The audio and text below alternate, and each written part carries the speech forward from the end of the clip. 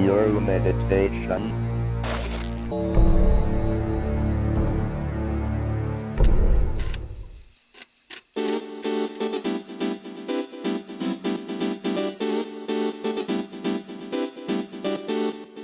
Hello fellow Amiga users, I'm Bill. I'm Anthony. And we are the Guru Meditation. Thanks so much for checking out our YouTube channel about the Commodore Amiga computer and the community that surrounds it. We make how-to videos, we do live streams, and we get out into the world and do show reports from Amiga shows and retro shows around the world. We do interviews and record presentations from leaders in the Amiga community, and we do short profile documentaries about interesting Amiga users and their projects. My Amiga vintage computer. But most of all, we just have fun hanging out with you guys. Anthony and I met back in 1988 at the Westchester Amiga user group, a user group that still meets to this day, and this YouTube channel is an extension of that club.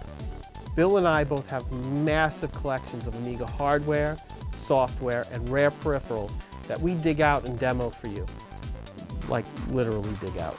I've seen you digging in Das bunker, and I feared for your safety. Well, it's no more dangerous than the barn. Whoa, oh, timber! Thanks so much for checking out our channel, guys. Hang out, have a great time, and Amiga forever. We will see you on episodes of the Guru Meditation. If you dig our videos, smash that subscribe button. And if you want to be notified when we post a new video or go live, click the bell notification button.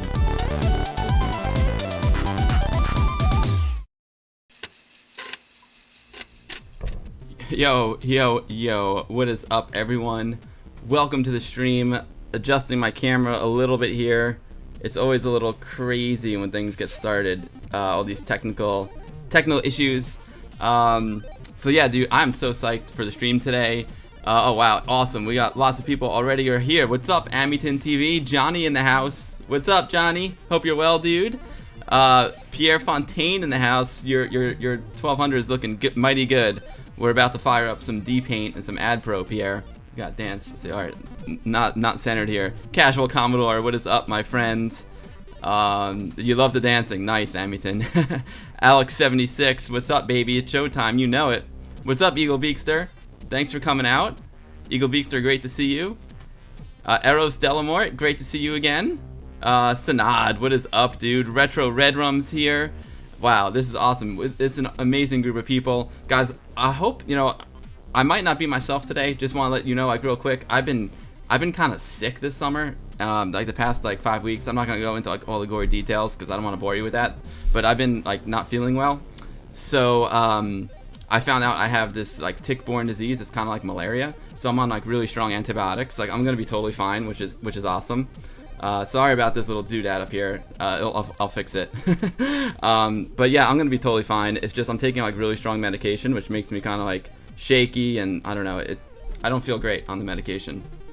So I'm not gonna stream too long, and I might not be my normal self. So I apologize if that is the case. Good news is I'll be fine. And look at this. See, I'm trying to adjust. I'm trying to adjust here.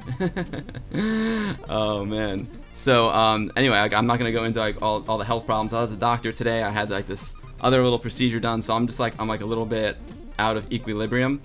I don't know if you can hear it or not, but enough with the health stuff. I'm all good. I'm playing some music. I figured this is a creative stream. Normally I don't like to play music on the stream because I like to hear the sound of the game, and I don't want the music to interfere with the sound of the game. But I got a little background music playing today. I'm playing Ace Man. Ace Man is an awesome dude. He's from Poland. I never met him in person, but I've talked to him, and he's a friend of a friend. I'm not sure, but I'm thinking I'm not going to run it into any copyright issues with this playlist. We'll see. It's on Twitch, it kind of doesn't matter when you stream it live, but if I ever want to archive this episode, because I think it's going to be a great one, I'd rather use non-copywritten music, so I'm pretty sure I'm safe with this. We'll see. It doesn't really matter. I hope you enjoy the music. Hope you can hear it. Yes, everyone's rocking out. It's great to see everyone. Speaking of so many great people being here, just got some exciting news that I have a sub button now. I've been invited to the Twitch affiliate program, which is super cool. It's all thanks to you guys. I don't really want a sub button. It means you can subscribe to my channel you can do it for $5 a month or $10 a month or $25 a month, which is crazy. But it's just cool to level up, level up and be invited into this program. So yeah, so now you can throw bits at me. So every bit is 1 cent. So 100 bits would be $1. And you can also subscribe to the channel. I can go into all the gory details, but that's not why I stream. I stream just to hang out with my friends. So I don't really expect anyone to do that. So no, it's just cool. It's just cool to level up. The music is pretty low in the mix, but you can hear it. I can let me turn it up a little bit. I don't want to interfere with my voice too much. I don't want to overpower my voice. Let me turn it up.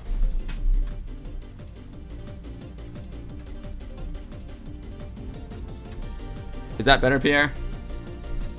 Yeah, let it rain, Sanad. Let it rain. Make it rain. It's like I said. I would feel weird even if someone does subscribe, just because I just do this for fun. But it's really nice that they recognize that I've been streaming a lot and I have a lot of amazing followers. So they gave me the level up. So that's awesome. Thank you guys so much. This is really the best group of people I've ever hung out with. You guys are amazing, and I can't tell you guys how much I appreciate you hanging out and giving me the support. It's really amazing. It's absolutely amazing. So yeah. I don't know. Right now it's interesting. I guess I should change my monitoring method. I guess it'll tell me if someone subscribes. I hope it will. If you guys see someone subscribe and I don't see it, let me know. Or if someone follows something, we'll see. I think what I'll do, if someone actually decides to subscribe, we'll see how many people actually do it. Like I said, no, I don't want anyone to even really do it. But if you do, I think what I'm gonna do is I made a special PayPal account just for this. So every year St. Jude has their big fundraising. They have a big fundraising effort, and they do it through the game Destiny. I mean, they do many of them, but the Destiny community raises money for St. Jude. This year they raised, I think, almost $1.5 million bucks. So what I'll do is I'll just take that money and make a donation, because I always donate anyway. So that's kind of my plan. If you have Amazon Prime, you can subscribe to me for free, which is amazing. So everyone who has anyone who has Amazon Prime has like 1 free subscription to like any Twitch channel that they want. So it doesn't cost you anything. You just hit subscribe and you're subscribed. It doesn't cost you anything. Twitch gets $2.50 and I get $2.50.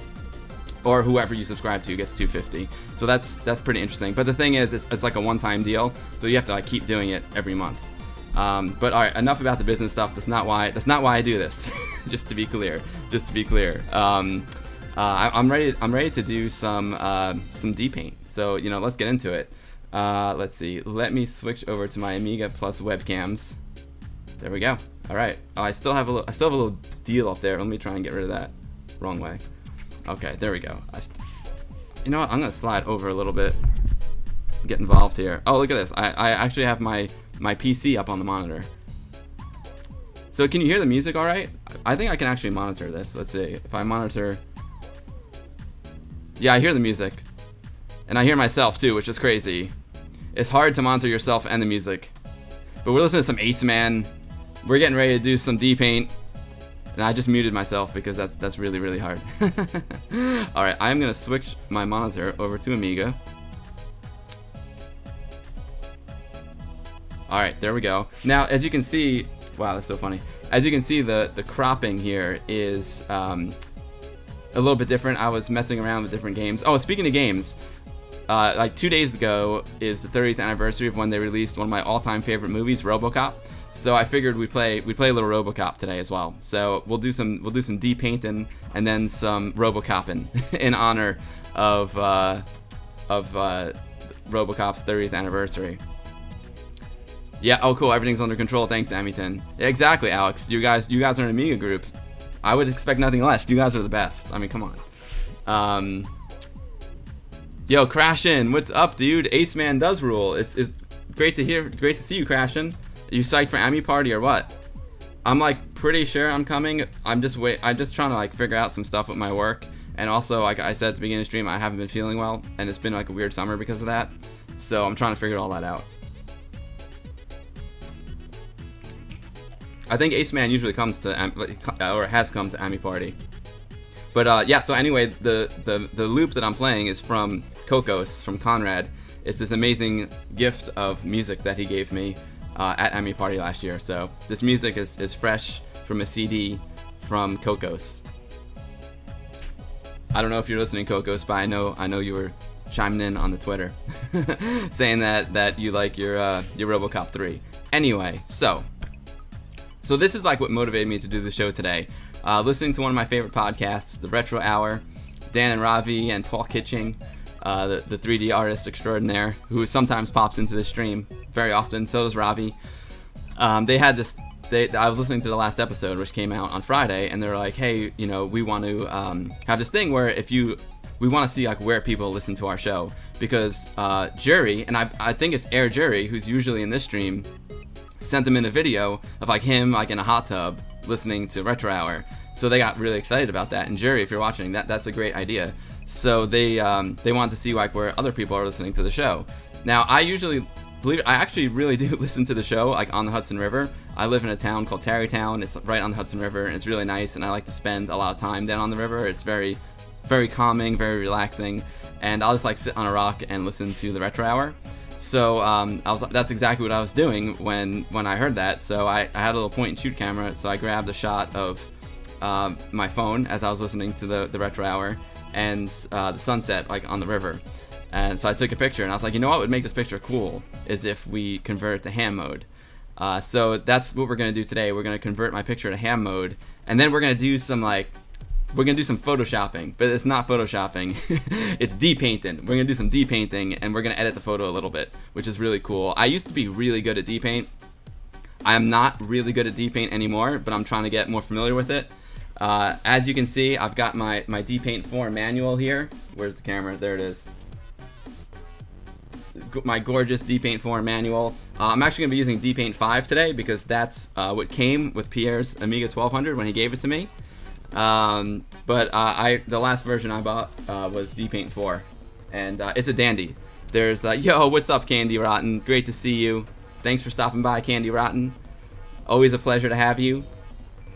So yeah, so DPaint 1 and 2 they were just basically painting programs, and I wasn't really that into them back then because I have no drawing skills whatsoever. Like, I just stink at drawing. It's a shame. I wish I could draw. I would love to express myself creatively with the drawing tools, but it's not what I do.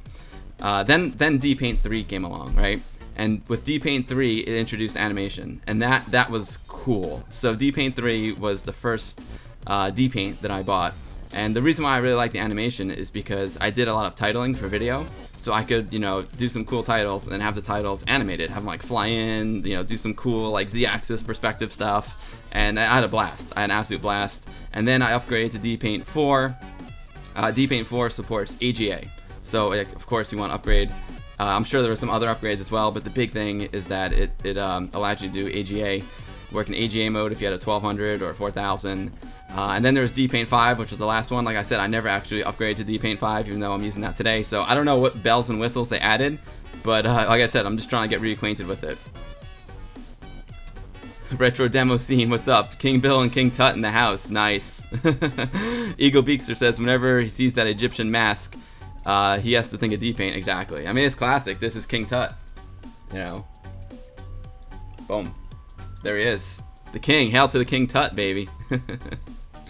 Oh, Pierre Fontaine, thank you so much. Yeah, you know, it's so cool because when I was in grammar school, I couldn't draw, and it made me think like, oh, I can't draw, so I'm not an artist.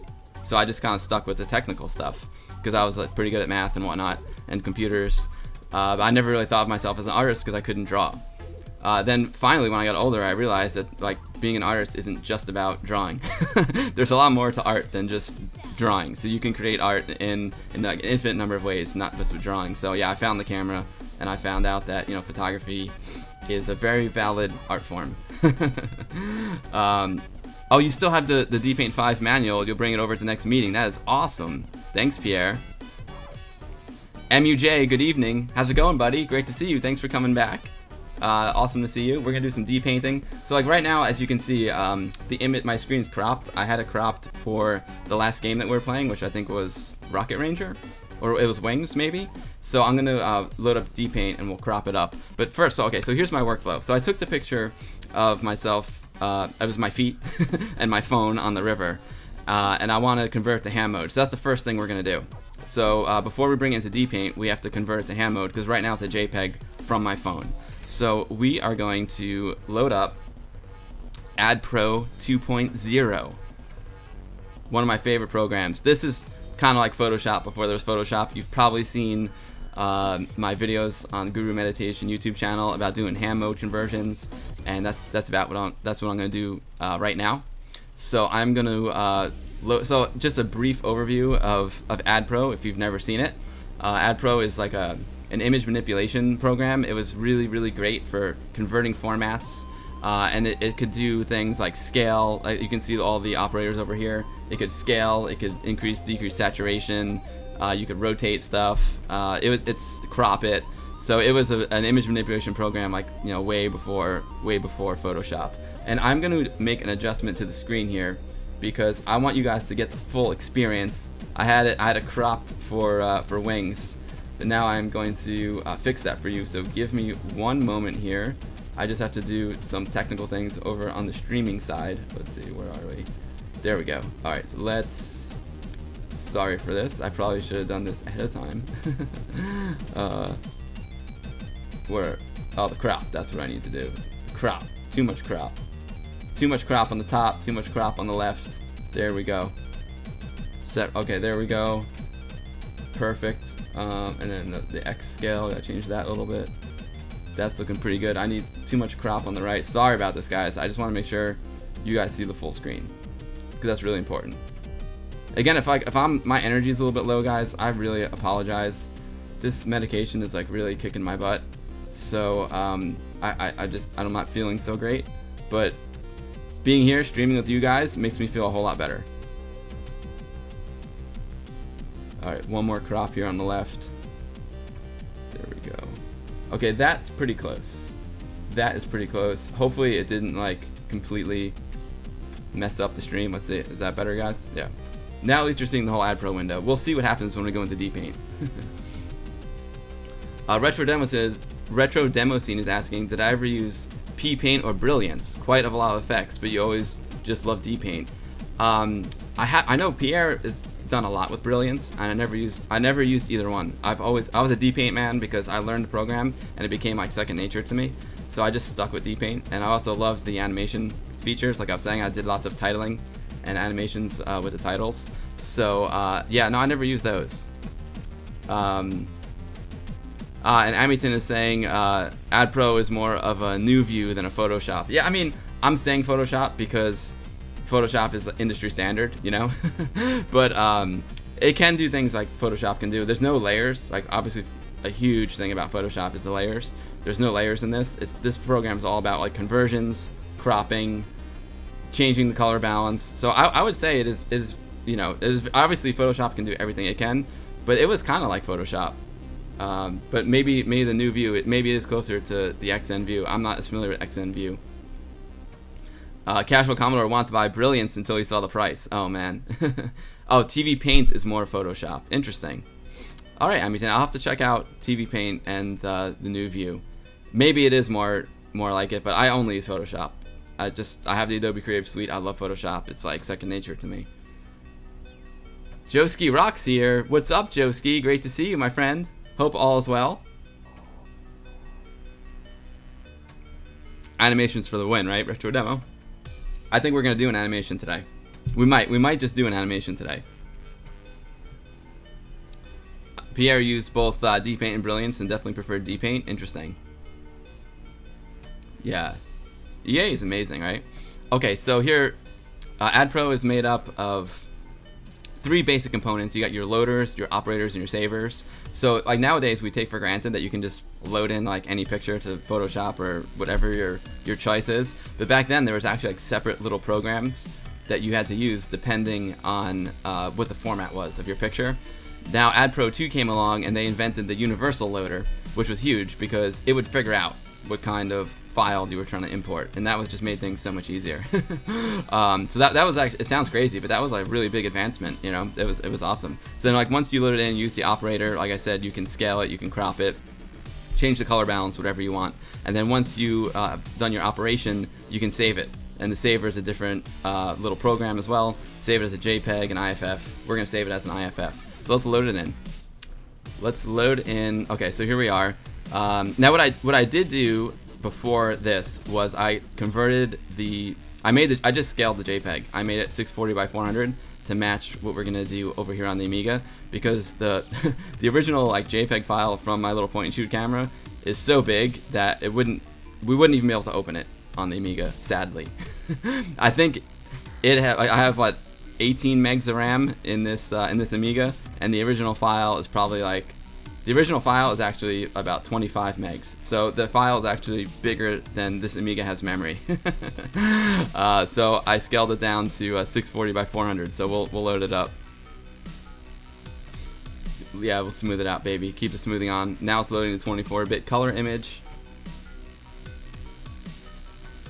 Techno Gnome, what's up? How's it going? Anyone seen Spectrum Bob or Commodore Gary? Is it true they got arrested for game piracy? Oh, I don't know. I hope not. I don't know who they are.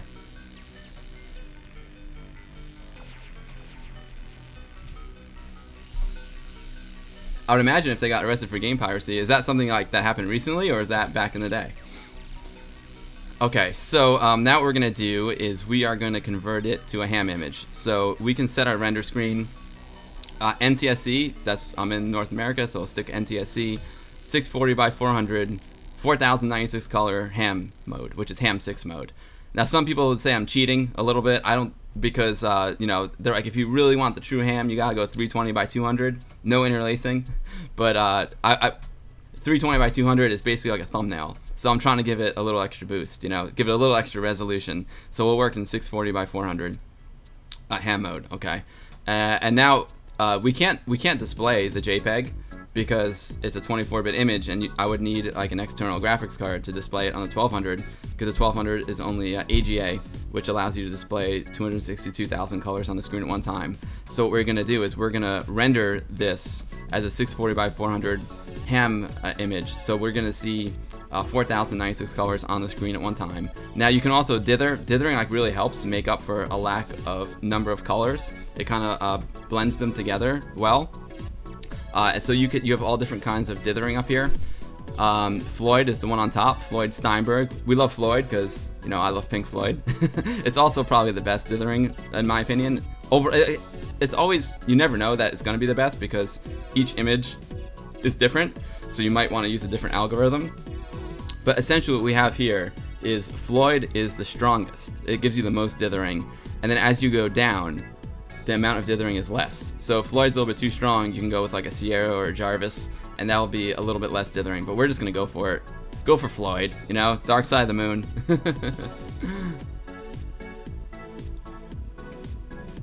Oh, it was a joke, Techno Gnome.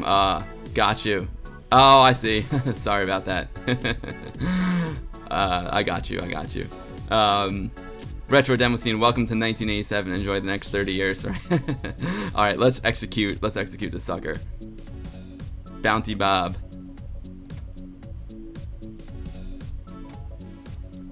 Alright, so now it's choosing the palette of 4096 colors to render the image. Because right now it's 16 million colors, and it's reducing it to 4096. It's us and them, that's hilarious. Yo, Hell's Angel, what's up, dude?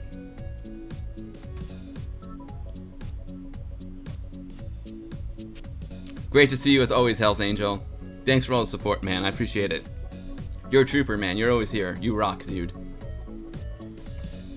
And there we have it. There's my image from my point and shoot camera. Again, I reduced it to 640 by 400, and now we're looking at it in 4096 color ham mode. Now, if you notice, let's see. Well, I can't point to it. I don't have a pointer right now. There's black on the left and black on the right. Let's see how it is. Black on the left, black on the right, and that's because this image isn't wide enough to fill 640 pixels, right? So if I want to keep it the same aspect ratio, it's actually 600 by 400.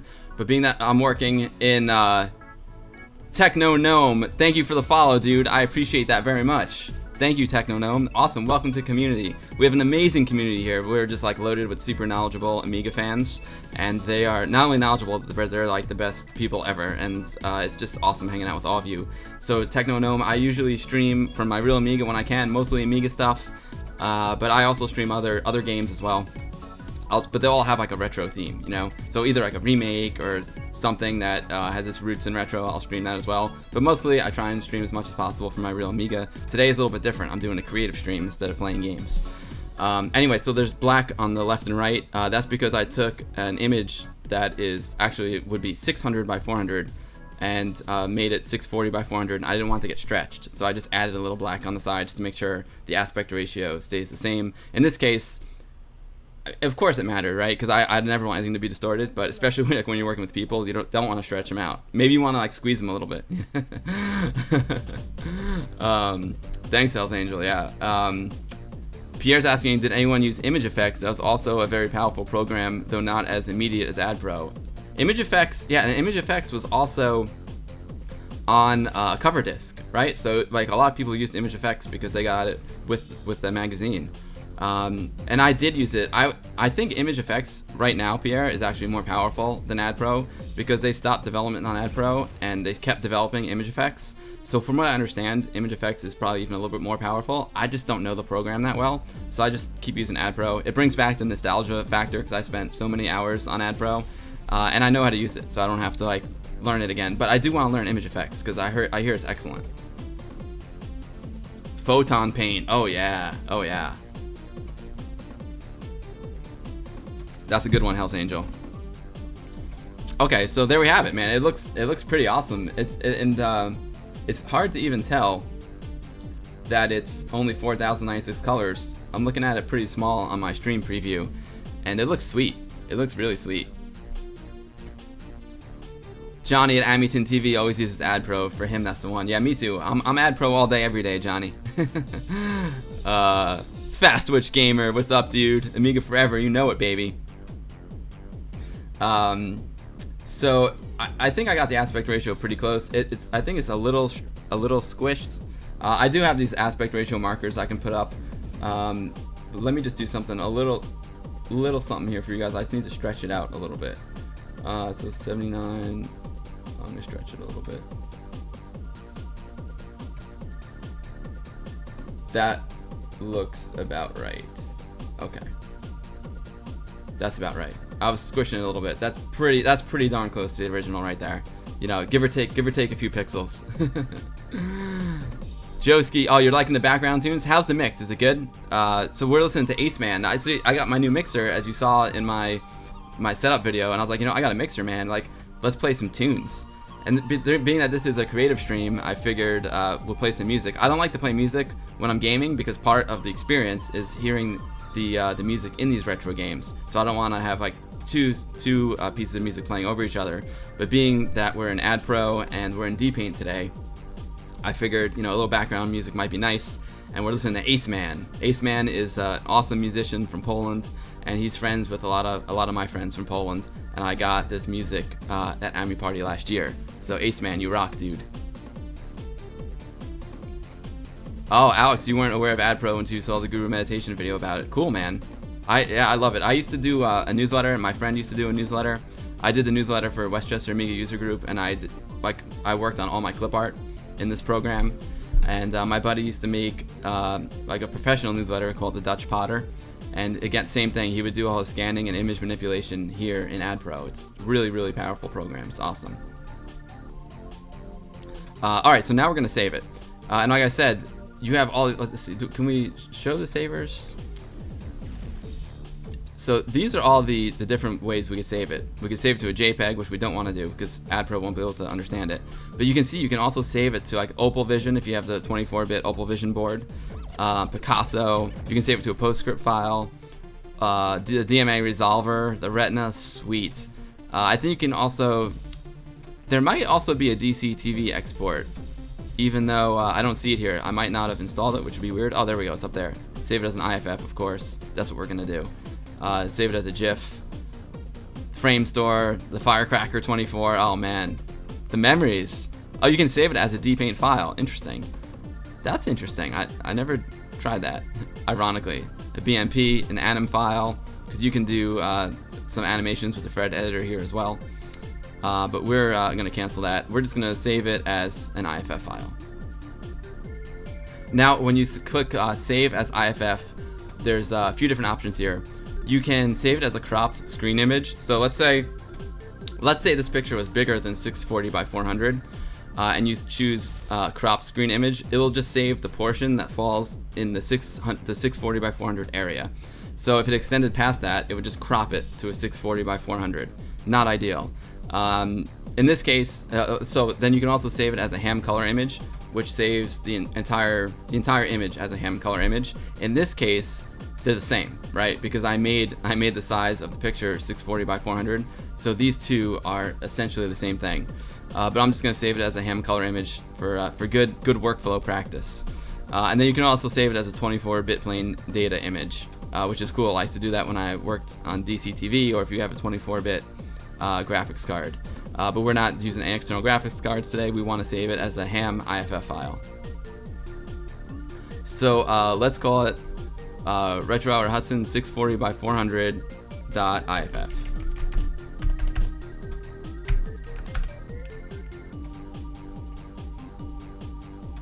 Boom, saved, done deal.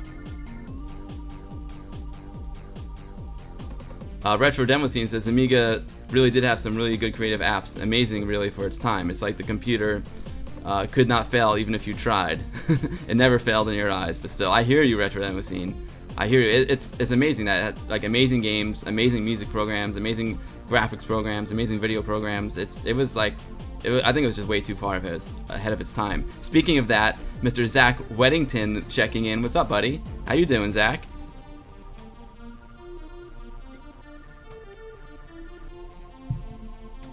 Nice, you're multitasking, checking out. I appreciate you stopping by, bud. Hope you're well, Zach. It's been crazy, man. Like, ever since my party, I've been like really sick, and I found out I have what do I have? I keep calling it Ibiza. It's called Babesia. It's this tick disease. So I've been like really out of commission for the past like 6 weeks. It's been tough, and I'm on really strong antibiotics right now. So I was explaining to the guys that if my energy's down or I'm not my normal self, that is why. But I'm doing good. I'm doing good. Like I'm on the road to recovery now. Stuff is on fire right now. Nice, dude. Nice, Zach. That's awesome. I'm waiting to hear about a couple of gigs myself. Fingers crossed. Pierre says he just sold a Ham-E saver. Oh, the Ham-E. Yeah, Anthony has a Ham-E. That box was a great concept, similar to what Ham 8 became, but the hardware and software were pretty abysmal. One of the few Amiga purchases I regretted. Ah, interesting. Yeah, Anthony's got a Ham-E board. I heard that they kind of, Commodore kind of bought Ham-E and squashed it when they were coming out with AGA. I know there was some drama with that. Some people say that they bought Ham-E and used the technology to make AGA. Other people say that they bought Ham-E to like squash it before AGA came out. So I'm not sure. I'm not sure which story is true, but it was basically the precursor to AGA either way. Thanks, Joe. Yeah, I'll be good, Joe. I'll be good. It's just it's like a cross between Lyme disease and malaria. So I'm on like really strong medication right now, and it just makes me it gives me like sucks all my energy. All right, we're good. I'll do a whole stream just on AdPro. That'd be really fun. But I've done a lot of AdPro stuff, even on my Guru Meditation YouTube channel. So let's give AdPro to sleep, and we'll go into DPaint, because DPaint I haven't used in a long time, and I'm just getting myself familiar with it again. I used to be really nice with the DPaint. I used to be real nice with the DPaint, but I'm not real nice anymore, so forgive me. Alright, so like I said, DPaint 5, DPaint 1 and 2 traditional paint programs, DPaint 3 introduced animation, which is when I jumped in, DPaint 4 introduced AGA graphics to DPaint, and DPaint 5, not sure. Not sure what the big upgrade was in DPaint 5, but I'm sure it was awesome. I never had DPaint 5. I just had DPaint 4. As you can see from, I just want to show you the manual again, because the manual is just so nice. Look at this.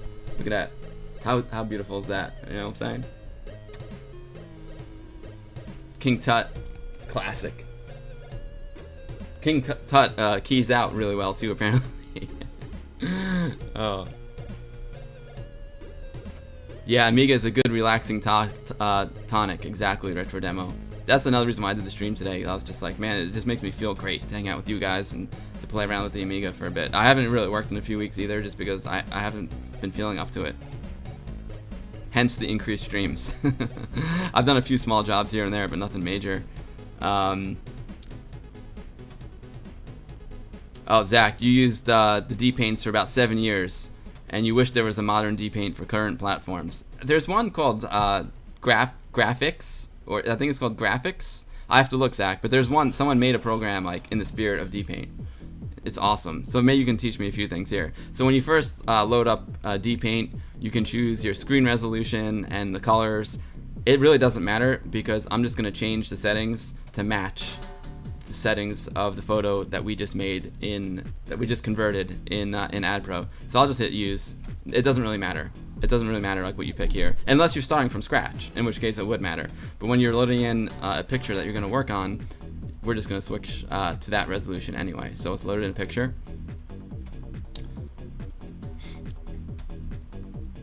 That's fine. All these freaking Mac files with their these Mac hidden files always get in the way.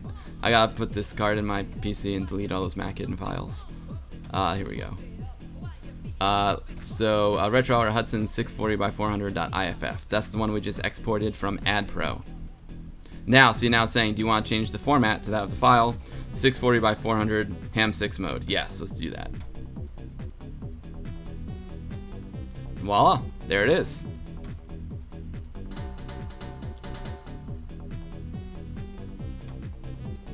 Joski, all you need is some blue crab claws to munch on while watching the stream, and I would be in relaxation heaven. Nice. It's all about relaxation, man. It's important. Retro Demo Scene, is DPaint open source, or is EA still holding on to it? I haven't seen any open source of DPaint. So I don't want to say for sure, but I haven't seen it. So I would say Electronic Arts is still holding on to it, but I don't know the exact status of it. They should make it free or bring out a new version every year like they do for FIFA. That'd be awesome. Dude, this would be a killer program. It would be a killer program if they updated it. I mean, it's still a killer program. Well, like, watch what we're gonna do today. It's pretty amazing. Oh, thanks, Zach. Yeah, this is a hot shot, man. It came out nice. I took it with my little Canon point and shoot. Every little option would be a DLC, Eagle Beakster says. That's hilarious. That's so true. Okay, so why am I bringing this into DPaint? Well, I just wanted to like mess around with DPaint and see. You know, I'm gonna adjust my mic here. Sorry for the. Okay, I'm done. Sorry about that. If it made a loud noise. So why go into DPaint? Well, I wanted to experiment with DPaint. Obviously, I use Photoshop a lot, and I can manipulate images. I can move things around, replace things, and I'm like, you know what? I wonder if I can do that in DPaint. So two things came to mind when I was looking at this picture. One is I was having a great time.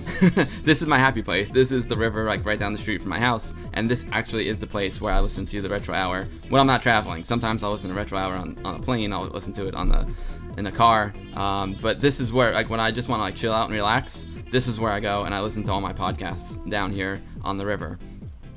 And in case I know if you're joining the stream late, the podcast, the Retro Hour, they put out a request saying, we want to see where people listen to the show. They were inspired by my man Jury, who posted a picture of himself. He posted a video of himself like in the hot tub listening to Retro Hour, which is pretty baller. So I want to show them my happy place where I listen to the Retro Hour, and this is it. So anyway, two things came to mind when I was looking at this picture. One is the Samsung branding. It's a nice phone. It's a Samsung Galaxy Note 3. It's done well by me, but I feel like the Samsung is kind of like standing out, and taking away from the picture a little bit. I don't want it to interfere with the information that's on the phone, and I want to get rid of the Samsung. So we'll do that first.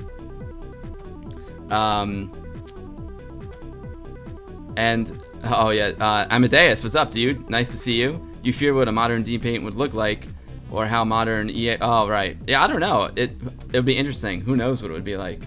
If it would be anything like Photoshop, I'd be psyched about it, but I don't know. So first thing we're gonna do is get rid of the Samsung branding. They didn't give me any money. I love Samsung. I've worked for them. They're a great company. They didn't give me any money for this picture, so we'll get rid of it. Just joking. The other thing I want to do is, so there's two Canadian geese right in the water here. Let's see, I can zoom in on them. There's two Canadian geese here. Let's see, can I zoom out a little bit? Yeah, so this is the magnify tool, much like Photoshop. And instead of doing like a plus and minus with the same tool, they have a special like zoom tool in DPaint. So we're zooming out a little bit here. So the thing that's kind of cool is like there's two like geese, probably like a husband and wife geese. But I think it would be cool, right, if there was three, because whenever I take a picture, I always think about patterns in the picture, and patterns to me are what make photos visually pleasing. And one of the patterns that I really like to do in photography is a triangle pattern. So there's a big triangle happening here, right, that directs your eye. You always have to think about, whenever I take a picture, I think about like what I'm trying to say with the picture, and where. So I think about what I'm trying to say with the picture, and then I try and direct the viewer's eyes to that place. Because if you have a picture with just too much information in it, the person who's looking at it is not going to know where to look, and it's just going to look like a mess to them, and they're not going to be able to process the image. And if you're trying to say something with that image, they're not going to get it because they don't know where to look. But in this picture, I composed it this way for a very specific reason. We have a triangle. A triangle is like one of the best patterns, in my opinion, in photography. So the point number one is here, is my feet. That's like one point of the triangle. The second point is right here, the Retro Hour logo by Paul Kitching. And the third point is the sun. So we have a triangle, right? It's pretty much a triangle. But we have a triangular shape here. So that's one triangle, which is that you're doing really good right there. It's a very pleasing arrangement of items in the photo. But what if the ducks were in a triangle as well? So you have like a triangle within a triangle. I thought that might be cool. Like, let's see what would happen if there was a third duck. Or goose, sorry. Duck, duck, goose. These are Canadian geese. So what we'll do is we'll erase the Samsung logo so our attention doesn't go up here and it just stays with the Retro Hour logo. And then we'll also add a third goose, so we have a triangle within a triangle. So we have some really cool patterns happening in the photo. Retro Red Rum, what's up, dude? Damn those Canadians. Yeah, they must have flown down from your house.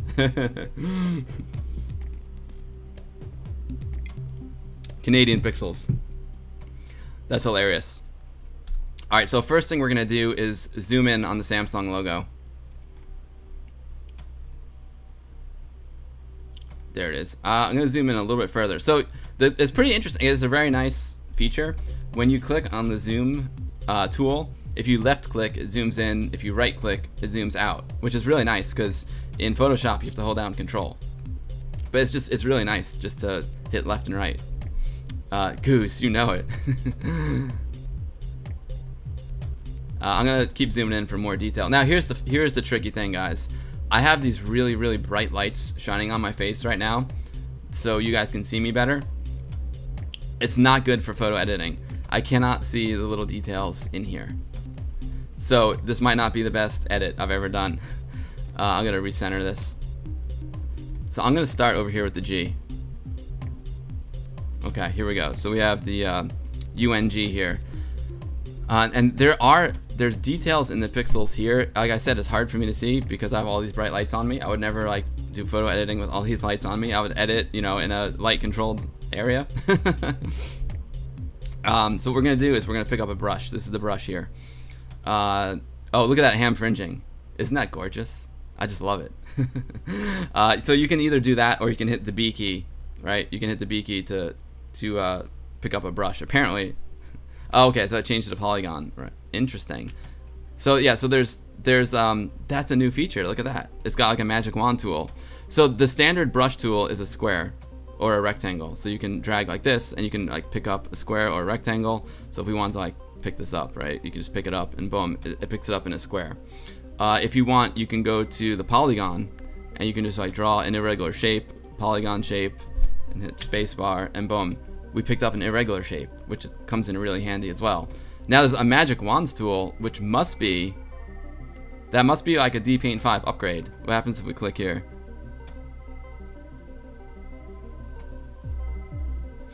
It's a little slow. I have an 030 here and we're using like a high-res ham image, so I wonder what it's gonna pick up. Didn't pick up anything. Oh wow! Oh no! It picked up a huge brush. Wow! Look at that. But that's interesting. You learn something every day. I got to read the manual. I need the DPaint 5 manual. So it picked up like a huge brush.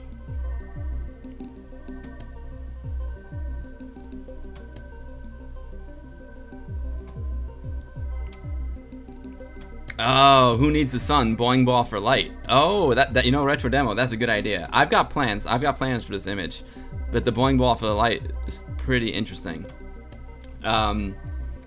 Hamilton says ham mode is okay for digitized images, but not for editing. True, but watch this, Johnny. Like we got a little ham fring. I'm not gonna let a little ham fringing bother me. We're gonna rock this, Johnny. We're gonna rock this like nobody's business. I promise. I use bacon mode. I'm just so happy that there's ham mode artifacts right now. I love seeing it. It's so funny because a lot of the things that used to like annoy me back then make me happy now. So here's what we do. Like whenever I try and erase something when I use Photoshop, I use the rubber stamp tool and I sample. I take tons and tons of samples because if you just use like the built-in whatever they call it healing brush tool, it's quick and it's good if you want to do something fast, but I find that it doesn't handle the pixels very well. It makes the pixels soft and you can really tell that it's a patch job. And so what I like to do is take lots of small samples and kind of do it myself, and that gives me the best results. So I'm gonna apply the same method to this. So and also you always want to take, when you sample the pixels, you always want to take pixels that are really close to the thing that you're trying to cover up. Now when you pick up a brush in DPaint, it will make whatever color 0 is transparent. So color 0 is kind of like your alpha channel. We don't have to worry too much about it here. Yeah, Amington, of course, it's the only personal computer in the world that did 4096 colors back in 1985, and this is awesome. You know it, Johnny.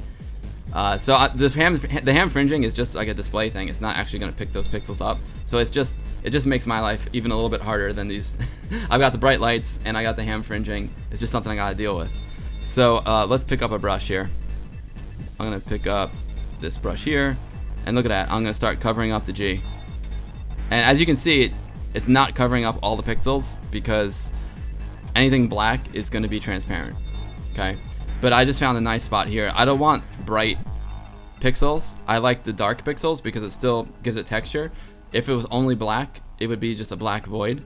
The brighter pixels might make it look like there's still dirt on it or something. So let's click there, and we'll click there. So that's really nice. We have black pixels, we have brown pixels. They're all very subtle, but it'll keep it looking real. You know, if it was just black, it would look like a black void. So let's pick up another sample and start on the bottom.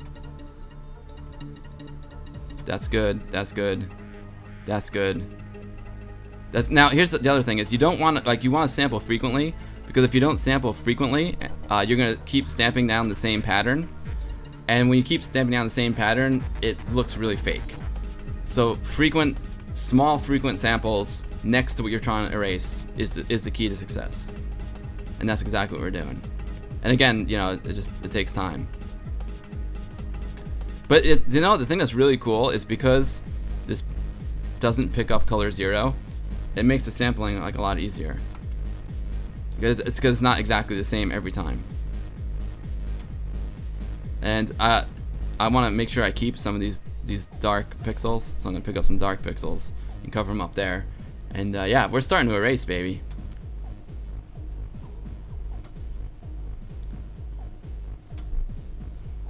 This weekend in Amiton TV, you'll celebrate the 32nd anniversary with X3 Amiga 1000. Oh, it's 3 Amiga 1000s in action. Oh, I'll be there, Johnny. Awesome, dude. The Amiga Retro Demo Scene says, the Amiga never having a chip named Bacon was a wasted opportunity. We all love Buster, but you would get sidelined. That's hilarious. Pierre's asking if anyone has ever used ProMotion by Cosmic on the PC. It's a pretty good DPaint alternative that offers 256 color animation that's still available and very popular with pixel artists. Cool, Pierre. I did not know that. All right, let's take out the U. Thanks for the tip, Pierre. That's awesome. That's good. Let's take another sample. I'm gonna take a sample from here because I like some of these darker pixels. Bam, love it. Now I don't think there's a way I can actually in Photoshop I can just move my magnification, which is really handy. I think I actually have to, you know, redo it like this, which is not a big deal. One of the things, you know, that's improved over time. I also like sampling from the top because if I were to keep sampling from the side, again, it would get like that repetitive texture.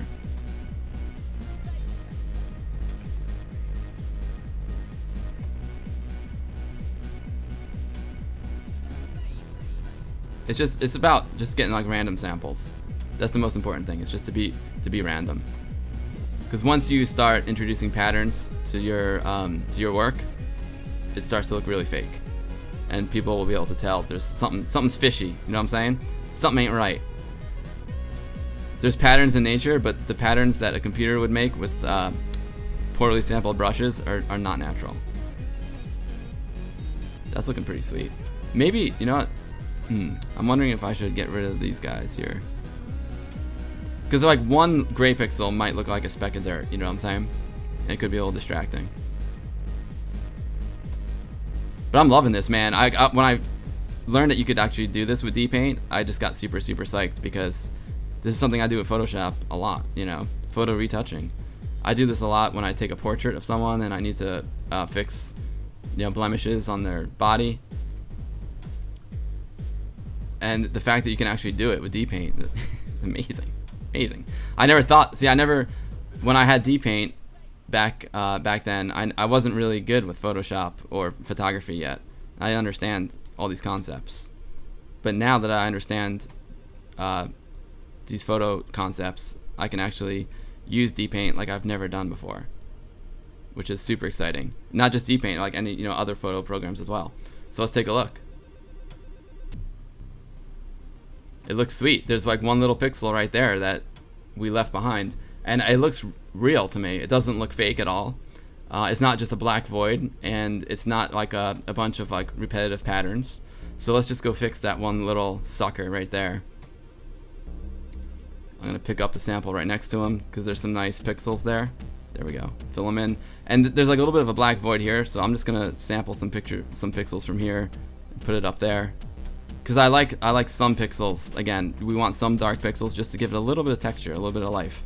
The black void is not good. Interestingly enough, this right here is part of the original picture. They're a little bit bright, but I'm gonna leave it like that.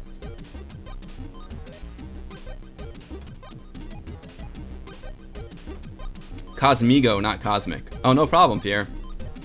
Pierre, I would love to see that program. If you ever want to bring it to a meeting, that would be awesome. Amadeus484 has got to get ready for work. Keep on doing what you do. Thanks, Amadeus. Thanks for stopping by, man. I really appreciate it. It's a pleasure to have you. Thank you so much. So there we go. We got rid of the Samsung. And you know, maybe I'll go knock on their door and ask them, hey, if you pay me a little cash, I'll put your logo back on the phone. Gotta work it, baby, right? So now the next thing we're gonna do is add a third duck. And now I did this already. I did like a little run through, so I didn't like appear to like not know what I'm doing on the stream. So I've already taken away the Samsung logo, and I've already put in a third duck. I think we're gonna do something else that I haven't tried yet, so things might get crazy. But let's go put in the third duck. Pick up the brush tool, and I'm gonna pick up this guy. He's a little bit more well defined. I'm gonna pick him up. And now it's hard to tell if this right here is part of the duck or part of the water. It looks like it's part of the water. It looks like a ripple to me. So I'm gonna cut him tight like that. Boom. There we go. And you can see we're moving him around. And you see him down there, and like by my foot on the left side of the screen, moving around the duck.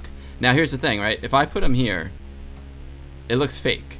The reason is it's like an exact duplicate of that duck. And also, if this, I keep saying duck, it's a goose. Sorry, goose. He should be smaller, right? Because when you work with perspective, as things get further away, they get smaller. So we need to make this brush smaller. So we go to brush, and we go to size. If we can stretch it, we can have it, double the horizontal scale or double the vertical scale. We're gonna stretch it. So stretch is basically like a free scaling option. And I'm also gonna hold down the shift key, because if I don't hold down the shift key, it will not maintain the aspect ratio. So you can make it like longer horizontally or longer vertically. But if you hold down the shift key, it will maintain the aspect ratio and it won't distort the goose. So we're gonna hold it down and we're gonna make them smaller. Nope, he lost too much deep there. That looks pretty good. Let it go. There. And now we have the third duck, third goose, and I think I'm gonna put him. Nope. Do our triangle formation like we talked about before. Gonna lower it right about there. That looks good. Boom. Done. Nailed it. I could have gone a touch smaller with him. I couldn't, but I felt like when I did that, maybe I should have sampled some more pixels, because if I went one click smaller, he got a little bit distorted. Again, we're working with low resolution here, 640 by 400, but that's pretty good. It looks a lot more realistic than just a duplicate of that guy. Duck, duck, goose. Yeah, you know it. You know it, Joski Rock. I know Eagle. It's really impressive, right? That's why I couldn't believe it when I started doing this. I was like, holy cow! Like DPaint can actually do this. Of course, you're not working in layers. Now there's a way I could do some layering, which is cool, by using the animation feature, which we're gonna get into right now. But that's a great thing about Photoshop. Like when I work in Photoshop, I'm really into workflow. I really want to work as efficient as possible, and I also want to work as non-destructive as possible. So I can, if I don't like what I did with something, I can go back and change it. That's what my goal as like a Photoshop artist. And I think there's some tricks I can do to make this more. I can improve my workflow, but I'm just getting myself reoriented with this program, so I'm certainly not an expert. And you start to like hone your workflow the more you do it, and you know, the better you get and the more shortcuts and features that you learn.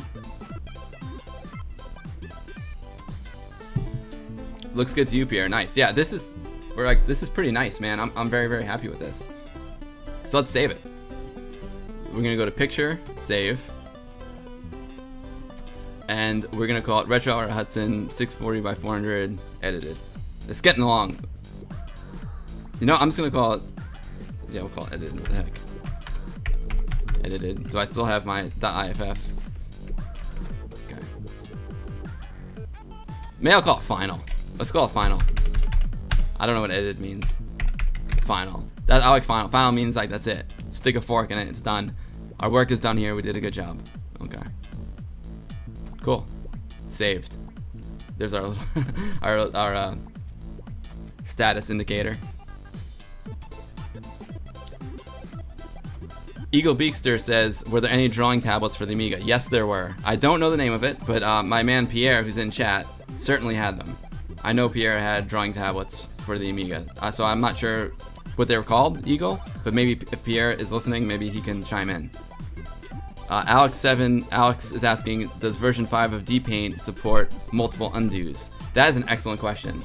I don't believe it does, okay, but let's find out. Let's find out.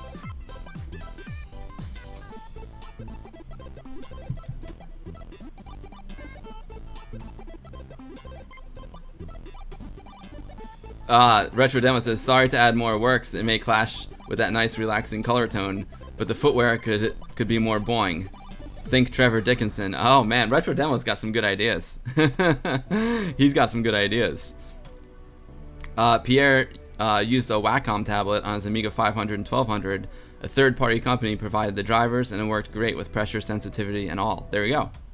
That's awesome, Pierre. Well, here's what I was thinking of doing. We can play more. We can play more if you want. But what I was thinking of doing was, you know, we are the Guru Meditation YouTube channel. So what if there was a big floating Guru Meditation up here in the clouds, right? I think that'd be pretty rad. And it would be an animation. We'll flash the rectangle. You know what I'm saying? Because I want to play with the animation features as well.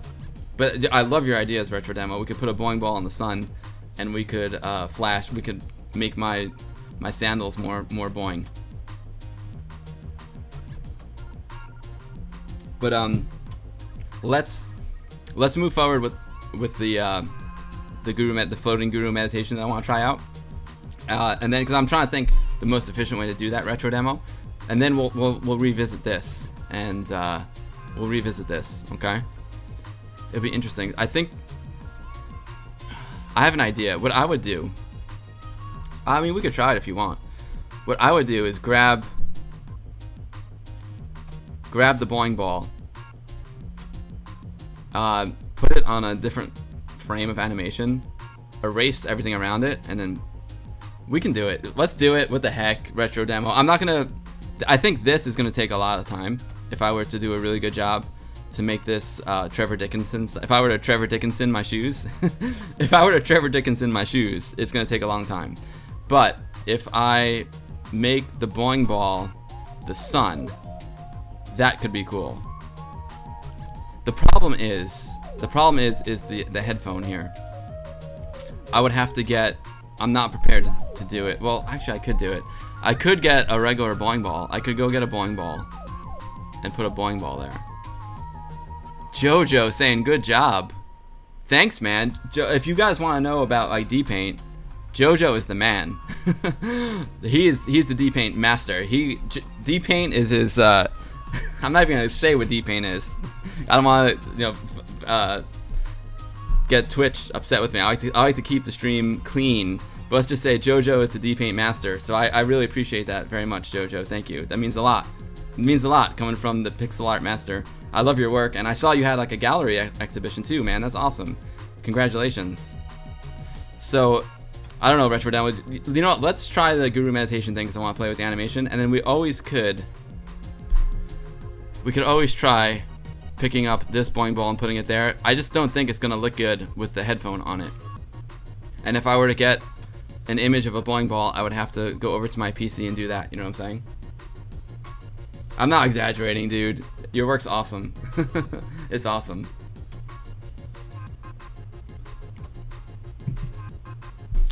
Okay. So let's say I wanted a Guru Meditation up here. I don't know, Retro Demo. What do you, okay, I'll stick to the plan.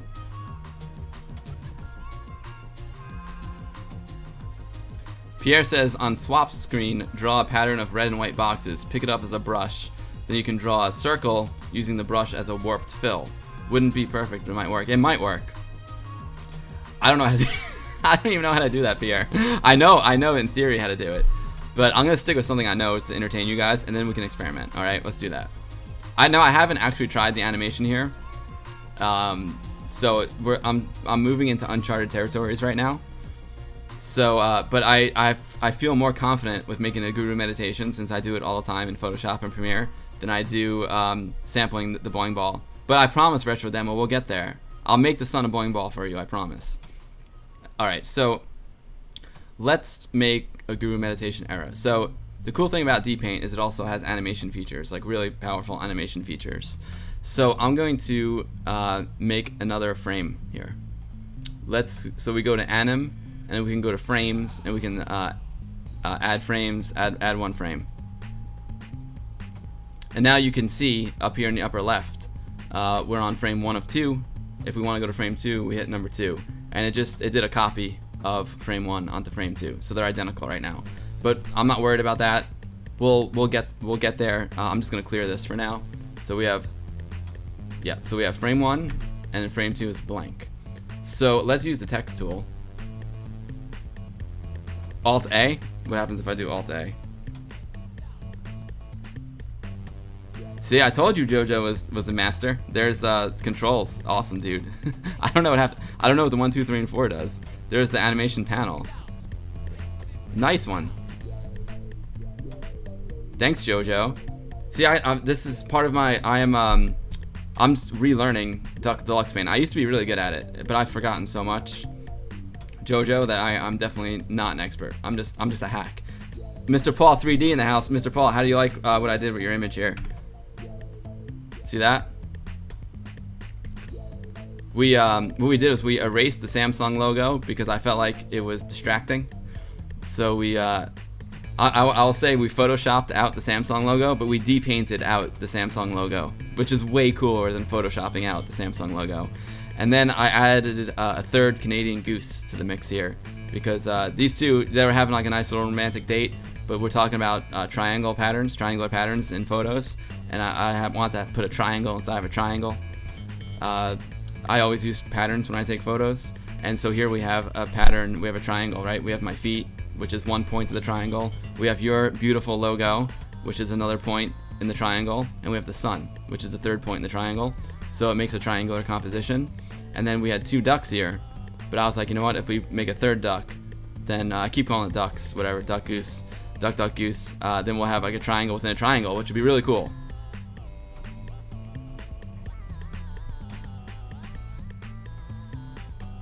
Mr. Paul, your logo looks amazing in 4096 color ham mode. Okay, so Retro Demo Scene found the bowling ball. I'll tell you what. Let's throw up the Guru Meditation logo, and then we'll work on the bowling ball. Alright, cool. I hope you're enjoying the music as well. There's something new that I started. I'm actually not listening to the music myself. I gotta fix that. I could reroute my headphones, but you're listening to Ace Man. He's an amazing Polish musician, awesome dude, and I got this album at Ami Party.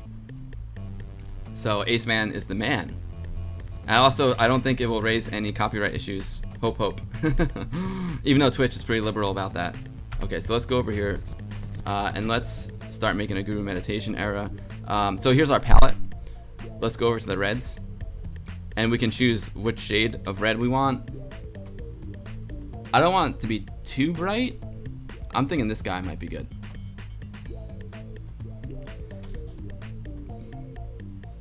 Oh, that's the old logo, Mr. Paul. They gotta update that, man. That's what shows up on my I mean, there's nothing. The only thing I manipulated in this photo was the Samsung logo and the goose. But yeah, like when I play RetroHour, that's exactly what it looks like. They gotta update that, man. I don't know how they do that, but I use an app called the heck's the name of it? Podcast Republic. Joski, I'll get you a link to the Ace Man stuff. I don't have one off the top of my head, but I'll get you a link to Ace Man, I promise. So maybe you want to send me a whisper and just remind me. I got this Kokos gave me his stuff on a CD, and that's what we're listening to right now. Their MP3 files on a CD. So yeah, I'll get you a link to his stuff. He's awesome. Ace is indeed Ace, for sure. And of course, he made all this music is made on his real Amiga, which I love. It needs, oh, okay, they haven't changed it yet. Gotcha, Paul. Cool. Okay, so here we go. I'm thinking, so if we right click on A, we have our fonts and our font sizes, right? So Topaz actually is the font that they used for Guru Meditation era. So that's perfect. We have Topaz. It's perfect. 8, 9, or 11. Maybe we'll go 9. I don't know. Maybe we'll be bold, right? And go 11. We'll be bold and go 11. Not literally bold, but we'll do a bigger font. Let's see how big. Yeah, that makes sense. So it's software failure.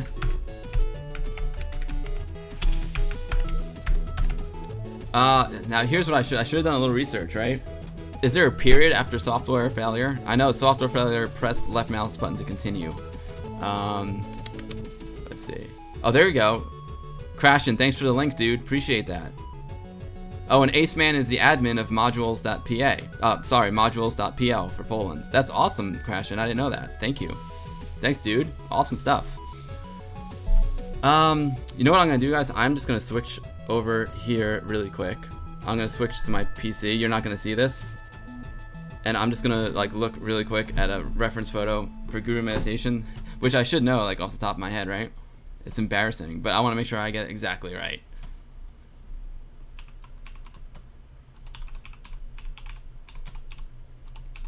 So I forgot how many digits are in it as well. There we go. Okay, so it's software failure period, and then there's like 3 spaces.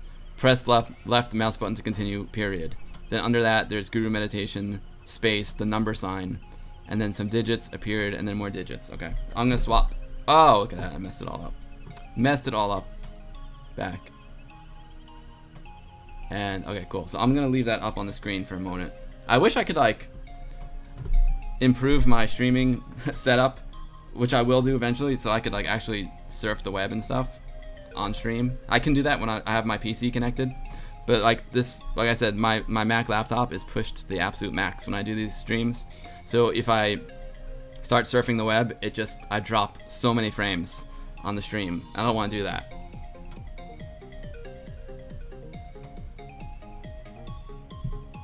Yeah, thanks again, Crashin'. If you guys don't know who Crashin' is, Crashin's the man. Crashin', I gotta, maybe to get psyched for Ami Party 2017, I have to post the interview I did with you. Crashin's amazing. He did something much like Miss Mad Lemon did, where he's got the special box that will mix the left and right audio channels out of the Amiga.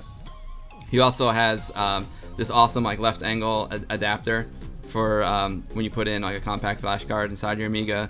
And then he's got one that like blinks the hard disk light properly, because a lot of times those IDE to compact flash adapters don't blink the hard disk access light. So he does really cool stuff. So Crashin', if you want to like throw down a link to your stuff, go for it, man. Like go for it. Your stuff's awesome.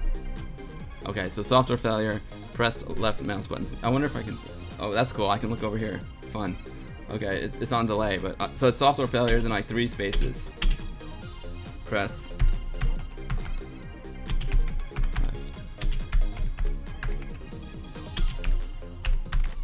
button 2.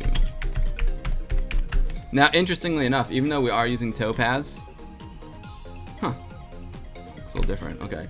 Now, I think I actually have to do, I don't know if I can do, let's see if I go, I think I'm gonna have to do a separate brush to make it centered. Do you guys know? I want to center the Guru Meditation number under that. Do I need to make a new, can I hit center? You know what I mean? Or do I have to make it a separate brush? See, I can choose the font.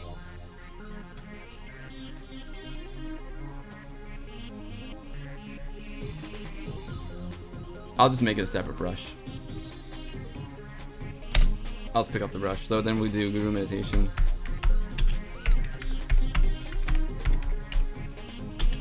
Number. Let's see, he's got 1, 2, 3, 4, 5, 6, 2, 5, dot 6, 5, 0, 4, 5, 3, 3, 8. Okay. Nailed it. Alright, I'm gonna switch back to here. Okay. Now I need to center these suckers. So let's pick up the brush. Let's see, can I think this will snap to a grid now. Let's see if this will work. Let's pick this up. Center it. Oh, there we go. Yeah, we're snapping. Oops. We're snapping the grids now, which is, I think, is a good thing. Let's see if I can snap to the grid and make it centered.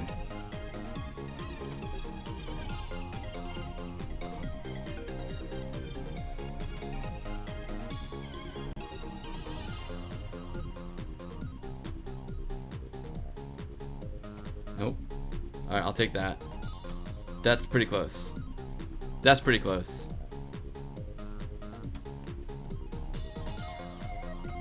And now I'll pick this up again. I'll make a second one.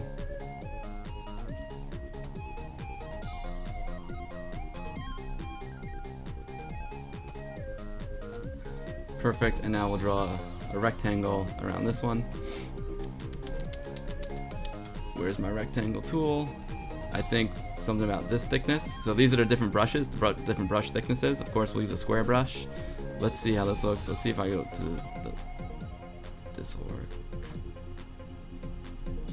Whoops. I wanted to give it a little bit more undo. A little more space.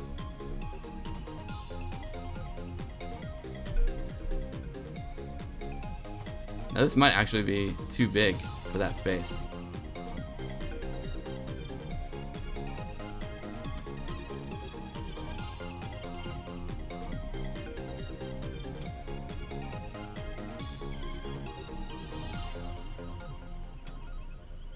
It's a little bit low, but it's looking pretty close.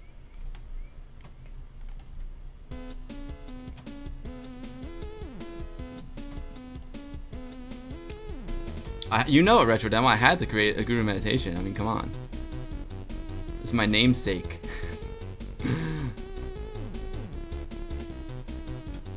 Now, even though, like, that looks pretty close to me, guys.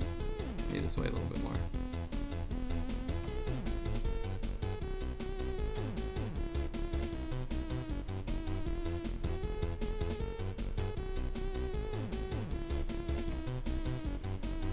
Okay, that looks good. Now, what I'm gonna do is I'm gonna save these as brushes, because you can actually save brushes in DPaint, which is super rad. And when you pick up a brush, like I said before, if your background color is color 0, which it is in this case, it'll be transparent, which is exactly what we want. So let's pick up this brush. Let's see what happens if I turn the grid back on again. Snap to grid, you know what I'm saying? A little snappy snap.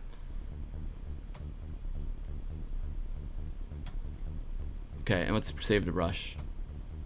Save the brush.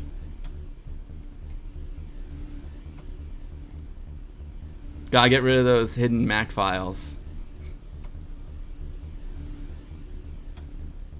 Alright, going down to RetroHour. And I'm gonna call this Guru Brush. Oh, I think it's a dot brush. We can do a dot brush. Guru, no square. No rectangle. Guru, no rectangle, brush.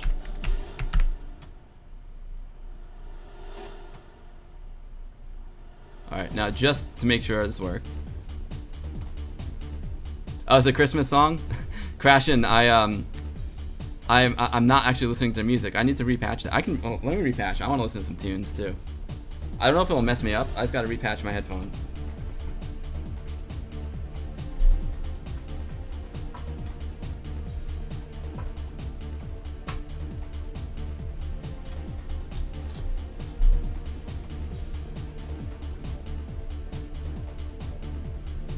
Oh, wow. The music is more intense than I thought. I thought it was gonna be something like this. Must be an intense track. Some nice relaxing music. This is intense. Wow. I need to work faster. Jarlith, what's up, dude? You're in between parenting duties? That's a good-looking Guru. Thanks, man. Made it from scratch. Check this out, dude. We're gonna put it up here in the sky, but it's way too big. So that's a shame. It's way too big. I want it to be smaller. I can rescale it, but it won't look as good. let's see what happens. Let me just make sure the brush works. So let's load a brush, and Guru no rectangle brush. Let's open it up. Yeah, and there we are. Perfect. So let's save this brush.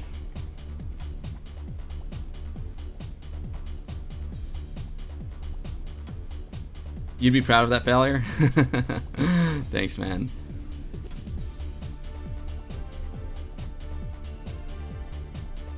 Now, I don't know why the handle changed. That's interesting. Alright, well, let's save it. Save this brush. We'll call it Guru with rectangle brush.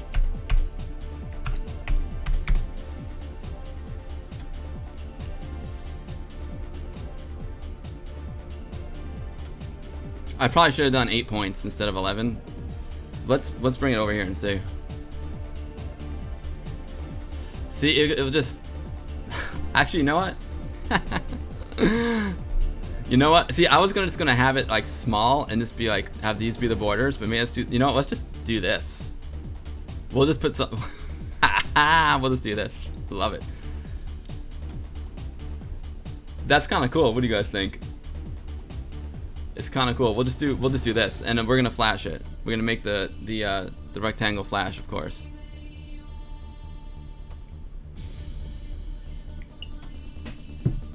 This is not what I was planning, but I think it's gonna be great. Okay, so let me go to frame number 2 and just clear this out. You like it, Pierre? Sweet. Maybe it's better. You know, maybe it's better. I mean, it's more authentic, actually, right?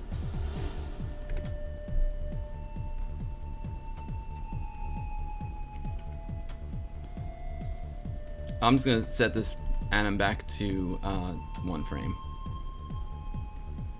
Oh, you know what? Let me just go to 2 because I want to copy it. You'll see what I mean. Let's go to anim.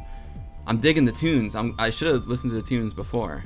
Frames. Let's delete frames. Delete the current frame. So now we're back to 1 frame animation. Joski Rock says sometimes the best stuff is not intentional. Agreed. Sometimes you overthink things, you know.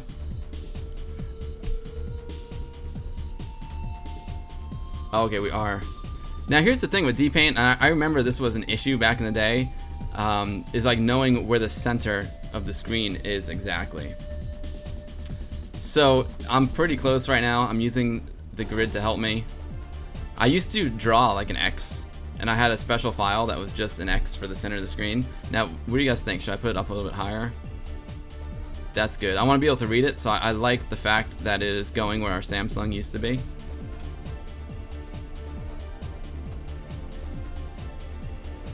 You never had like a DPaint Guru meditation before? That makes it look even more cool. That's funny. I'm gonna move it up a little higher. Move it up a little higher here. That's too high. You know what? I do want to. There we go. I think that's the spot right there. That looks good. I'm gonna stamp it down there.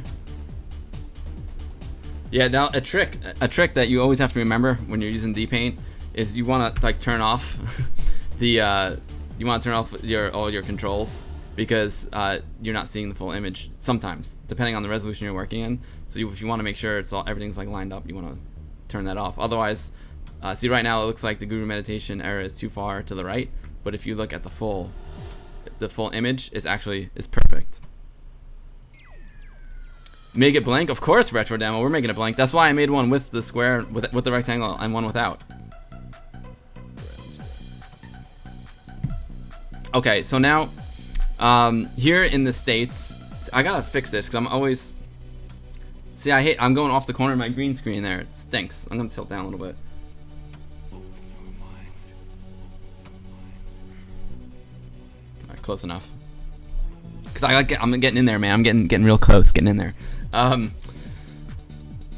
We're gonna make it blank. So I'm in United States, which this Amiga is based on 30 frames per second. So like our video standard is 29.97 frames per second. So I'm gonna do 5 frames, right? Because 30 is divisible by 5. So I'm gonna make this for 5 frames. So let's set number of frames.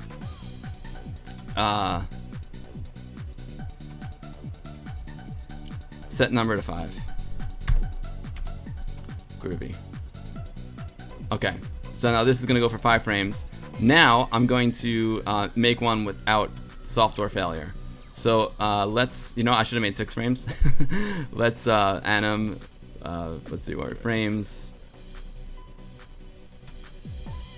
Make a 6th frame.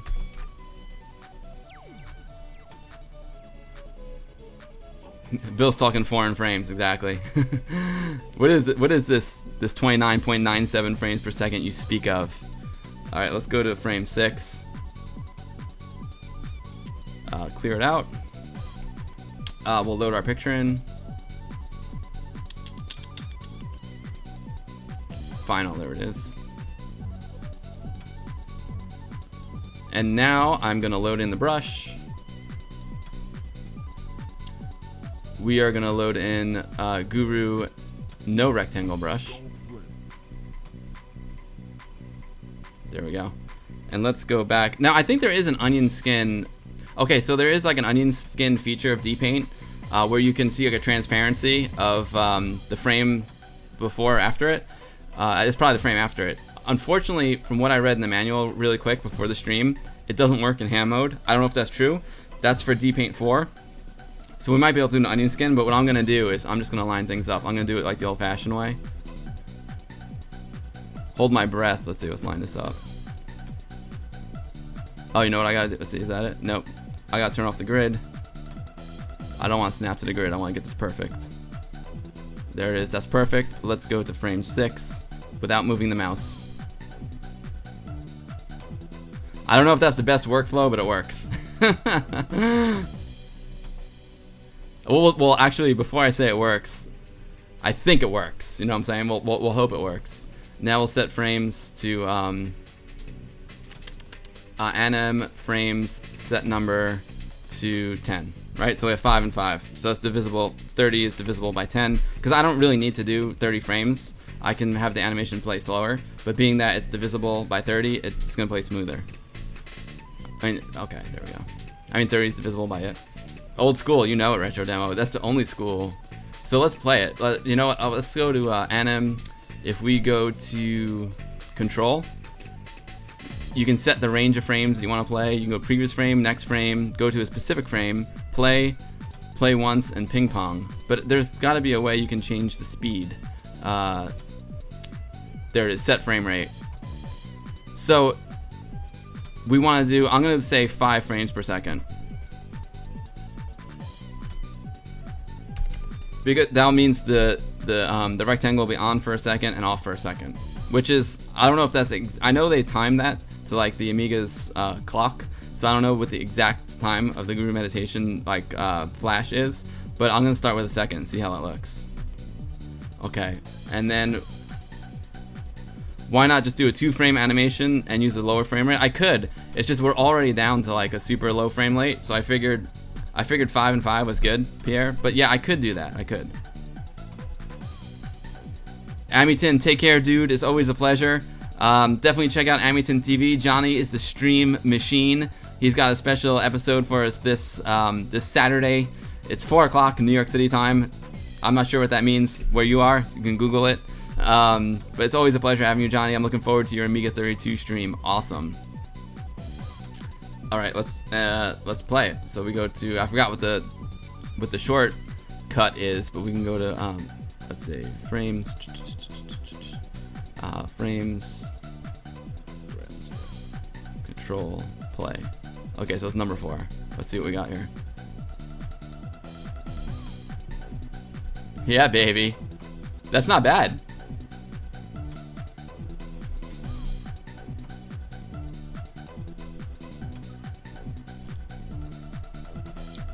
Now I don't know. I feel like the back of this, you know, the it almost should be black. You know what I mean? Like the square, almost the rectangle should be filled. But this looks pretty cool. I like it.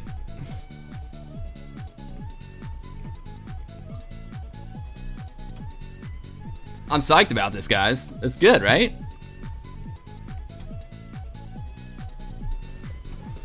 Not bad. I thought spacebar got us out of the animation. Yeah, it did. Okay, I just didn't hit hard enough. Cool. Well, let's save this. Let's save this sucker. Anim, save.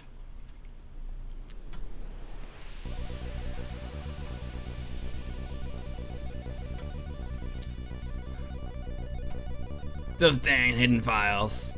There, Jojo, there's your demo, buddy. I love your demo. I don't know. Yeah, you were here when I played that, right? Okay, so we'll call it RetroHour with Guru. .anim. I'm totally gonna send this to them.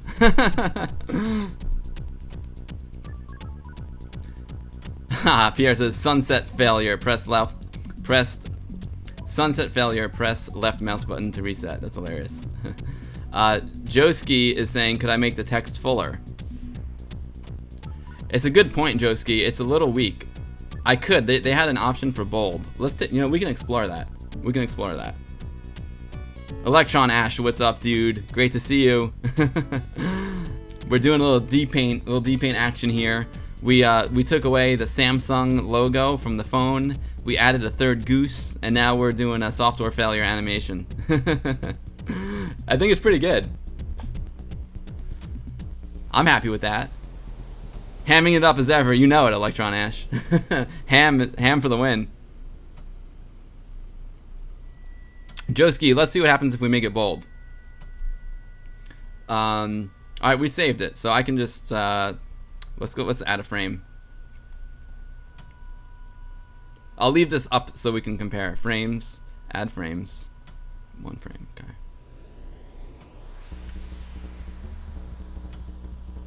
Let's check this out, Joski. We gotta stick with Topaz because Topaz is the actual font that they use for Guru Meditation. So I could make it a bigger font, but it's already pretty big. We can make it bold. Maybe I should have done that from the beginning.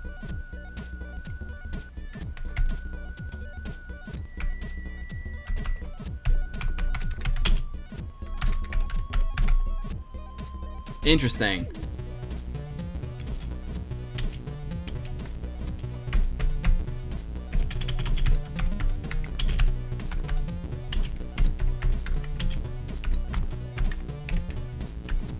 Oh, I don't think they're all caps, right?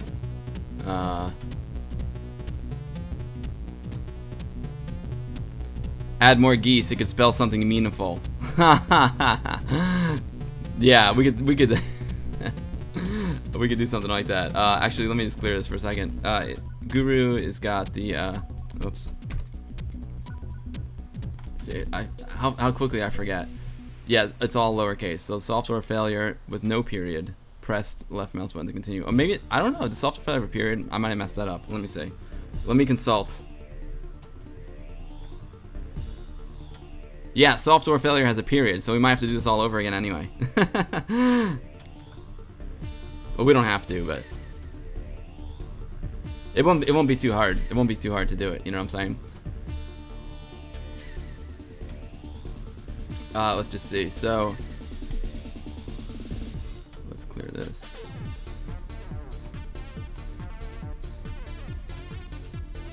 Topaz, bold. Okay. Let's see what the difference is here, Joski.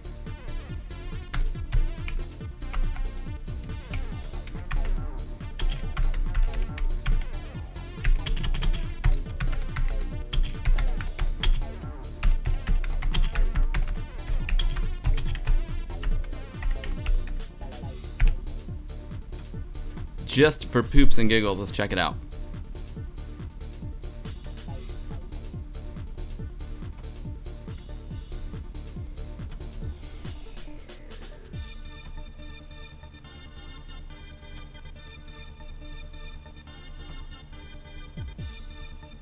It's a little better, right? Now it's interesting because I'm looking at it through the SCART to HDMI converter. The non-bold looks better because the bold is bleeding. The bold is like literally bleeding.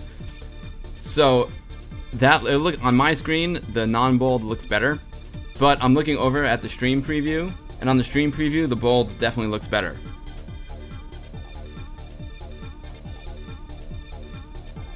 The music playing is popcorn. Nice.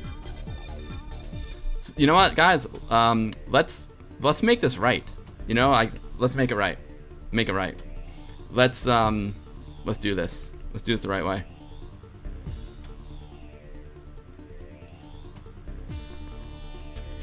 All right.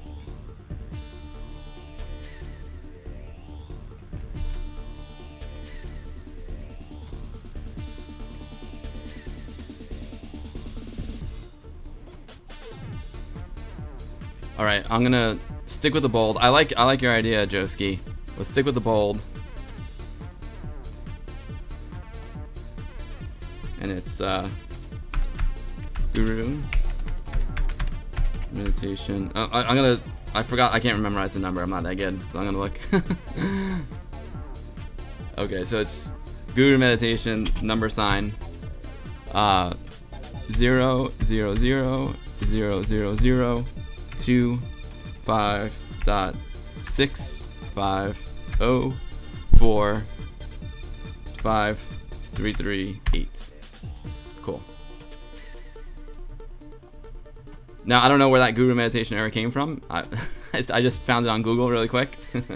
So hopefully it's a valid one. If not, yeah, it's all good.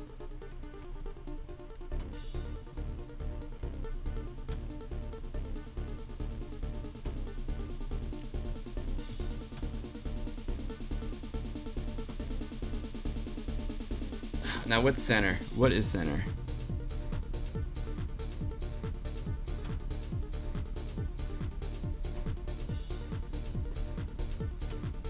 The grid's making it too close. The text is too close.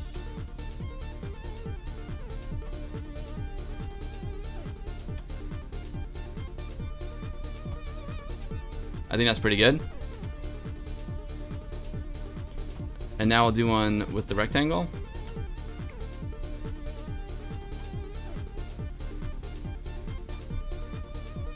I want to make sure, we didn't have to do it again, but it'll be fun to compare the two, you know what I'm saying? I like your idea there, Joski. Should I make the rectangle thicker as well? Maybe we'll make the rectangle thicker.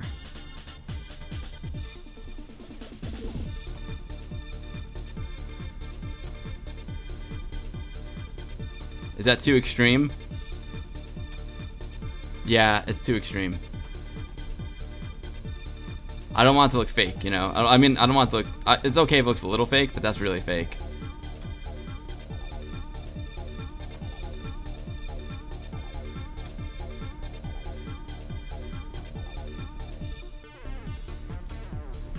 That's not bad.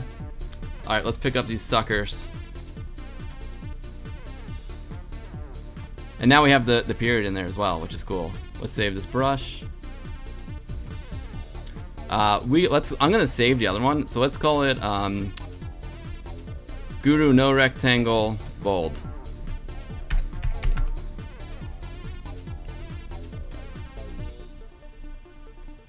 And now we'll pick up the one with the rectangle.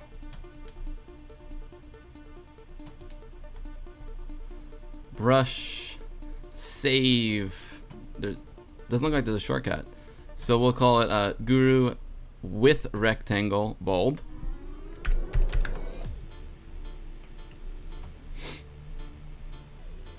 Beautiful, beautiful. All right, let's delete this frame. Let's go to anim frames. Let's go back to the. Oops, delete frames. I wonder if I just, you know what? Let's try that. If I just set the number to 5, we'll just automatically delete them. Let's see.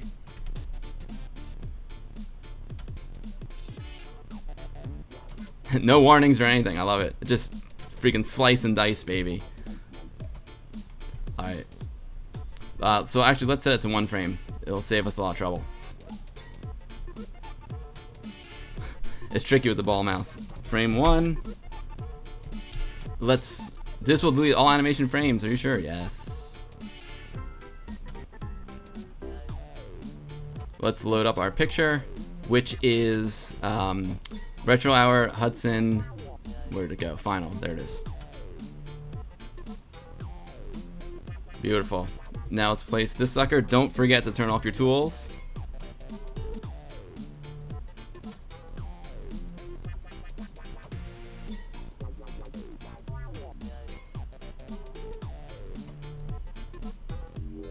I'm just eyeballing this.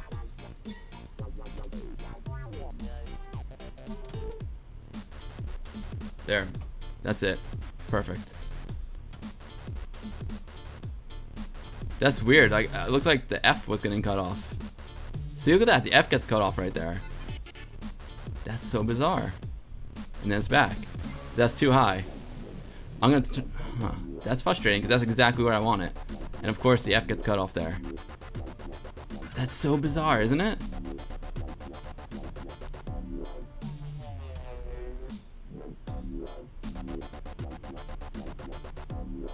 Alright, I'm gonna turn off the grid. I think if I turn off the grid, I can put it exactly where I want it.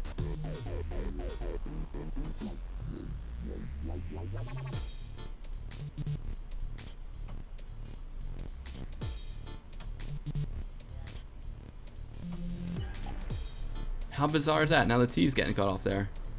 There we go.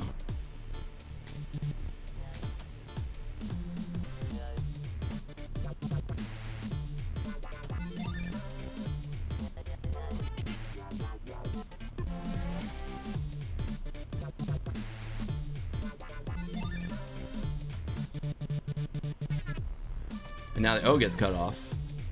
There's like a spot there. There's a problem spot right there. It's so bizarre, isn't it?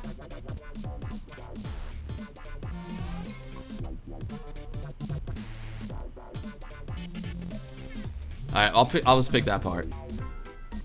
Alex says it's ham, baby. Yeah, exactly.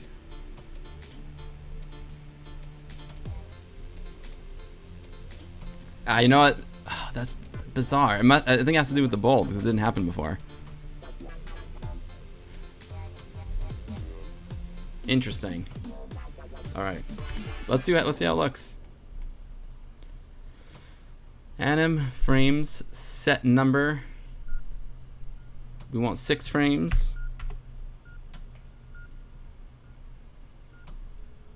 Go to frame 6, clear it out.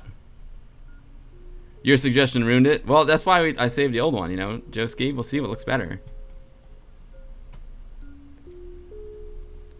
Let's see. RetroHour final. There we go. Brush, load. Guru, no rectangle, bold. I like this song. This is a good one. And we're somewhere up here.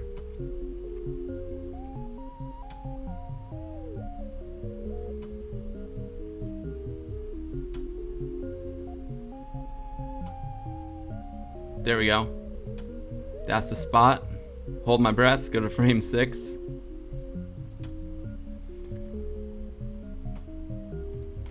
Set number of frames.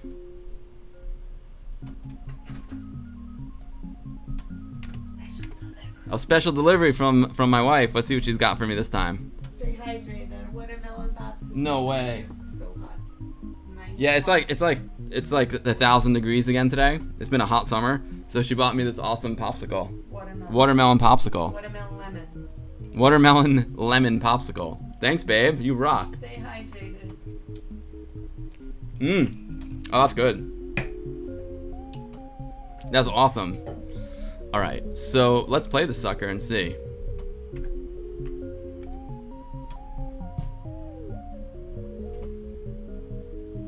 All right, so it's just playing a little too fast, so we have to set it back to 5 frames per second.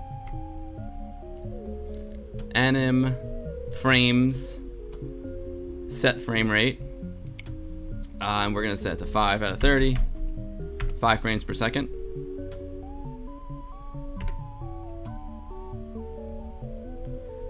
Nice. Yeah. Email you a watermelon popsicle. Sweet.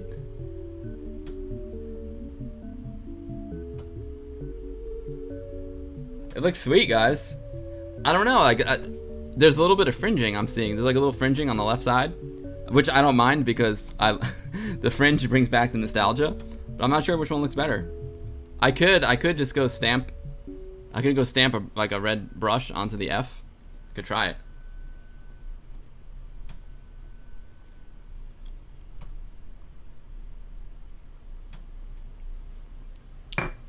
Save it. I'm gonna save this for now.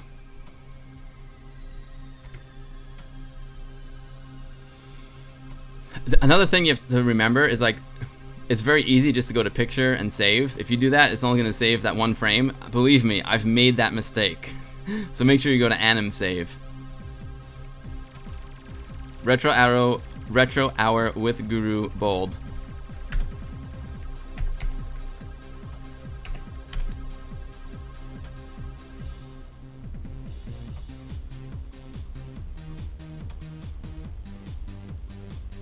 Hell's Angel, am I badly dubbed? Am I out of sync? I think it's you. Try refreshing the browser. Try. I think I'm good because I'm looking at my stream and I've hardly dropped any frames, so it should be very, very close. But anything's possible. The streaming is not an exact science, so. Thanks, Alex. I'm glad you like it. That's awesome. Casual Commodore, never use DPaint this constructively. It's amazing stuff. Wow, thank you so much, man. That's really nice. I appreciate that. All good, Joski. Nice. I think I'm in sync. So now here's the trick, right? There's a few things I want to do. I'm probably not going to do it on stream, but I want to make this. Well, it is an anim file, so we can send them the anim file, so you could like watch this on a real Amiga. But like, if I want to upload this to Facebook, I have a few options. I have to be very careful eating this delicious popsicle near my 1200. It's dangerous. I could make this like an animated GIF, which would be really cool. Or I could just, do a screen record of it in an emulator and make it a video file and upload that to Facebook. So that'll be interesting. I don't know. What do you guys think?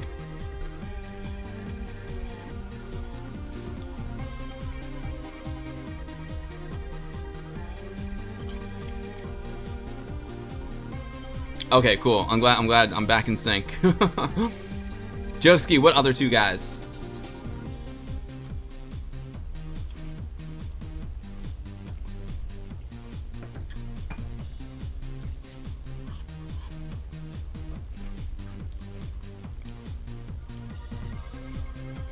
I could,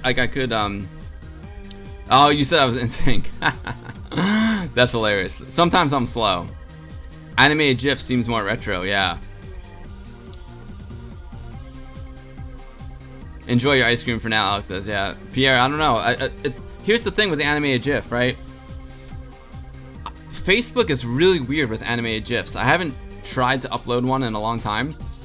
But like last year, I made an animated GIF for the, for VCF East. And you couldn't upload animated GIFs to Facebook. I know it uses animated GIFs. So like you can even like when you make a comment, it even has like that little GIF button that you can click on.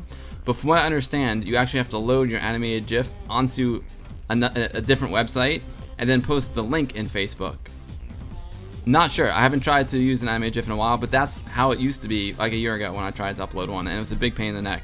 It was much better just to use a video file. Also, animated GIF wouldn't be 4096 colors. It would reduce the color palette even more. So I think maybe a video file is the best way to go to keep like the ham mode, you know? That's just what I'm thinking off the top of my head.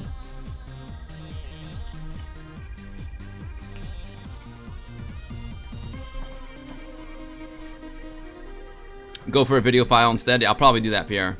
I'll probably do that. I'll probably do that after the stream, just because, I mean, loading up a, well, I could, there's a couple ways I could do it. I could just do a screen record, right, in an emulator. I also could save these as IFF files, convert them to JPEGs, right, in AdPro, and then bring the individual frames into Premiere and do it that way. That'd be the sexy way to do it, right? Let's do that. Let's do that. Let's save these frames. Okay. So now remember before I said be careful if you want to save your animation. Make sure you go to anim. But now we're actually going to save the picture. So let's call it. I'm going to get rid of the 640 by 400. I'm going to call it RetroHour Hudson Final. Oh, see, it did truncate the IFF. Interesting. RetroHour Hudson Final. Guru square, Guru no square.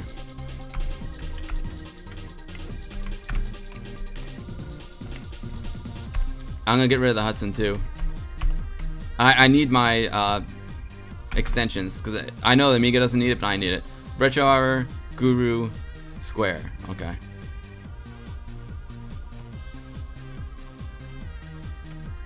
Now let's go to like frame. Let's go to frame 6, right? Oh wait,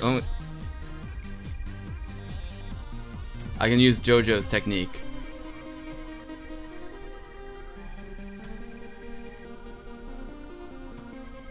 That's the play. I forgot about the animation control. That's pretty cool. 4. Interesting. Neat. Alright, so let's go to anim, frames, control. Go to number 3. Let's go to frame 6.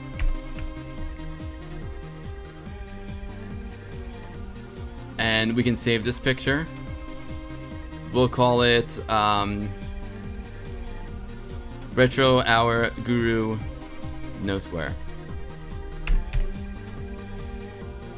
Now, DPaint 5 only works with IFF files, so we have to go back to AdPro and save it as a JPEG. Yo, Mr. Paul 3D's back. Had to take the dog for a walk. She wouldn't go without me. Nice. You inspire her, Paul. Now, what do you guys think, though? You know what? I'll go with the bold. I don't know what's better, the bold or the unbold. Let's take one more look at the unbold. The unbold. It's funny, like what comes out of your mouth when you're streaming and you're not totally focused on what you're saying. The unbold.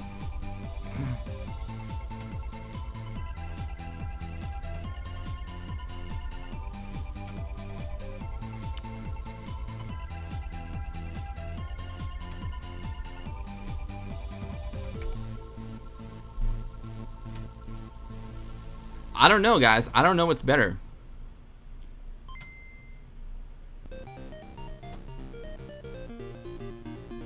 Our dogs know we all need to exercise. Yeah, truth, right, Mr. Paul? My neighbor's dog is awesome. We go mountain biking together.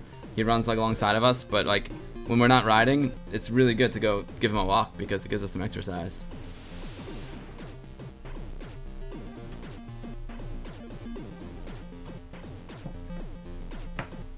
Now it's hard to tell on stream. Like on my monitor, again using like the SCART to HDMI converter, the non-bold looks better. Pierre Fontaine, the unbold and the unbeautiful, brought to you by Tide detergent. You know what, guys? I think I'm gonna go unbold. It's easier to read, but it will be interesting, and I think there might be less artifacting because 640 by 400. I'll probably make this a 1920 by 7. A 1280 by 720 HD file. So I have to upscale it, and I think there'll be less artifacting if I go with the unbold. I'm gonna keep both for sure, Alex. I'm definitely gonna keep both. I could do an experiment. I could see, I could see which one looks better. But I'm gonna save this.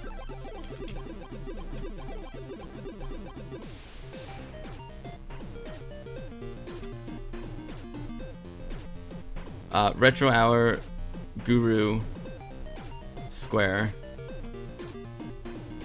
I'm gonna go NB for. I'll never remember this, but I'm gonna go NB for no bold. Oh, that's no. Wait, no. It should be square. NB.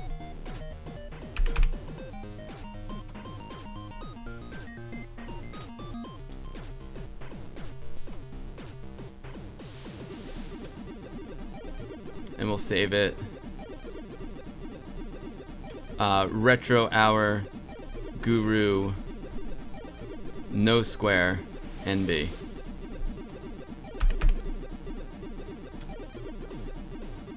Call it temp, yeah, right? I've called so many things temp, and I call so many other things del me, like delete me, like DELME. I've got del me's all over the place. And the cool thing is, like, I never think twice about it. I just know, like, oh, it's a delete me file.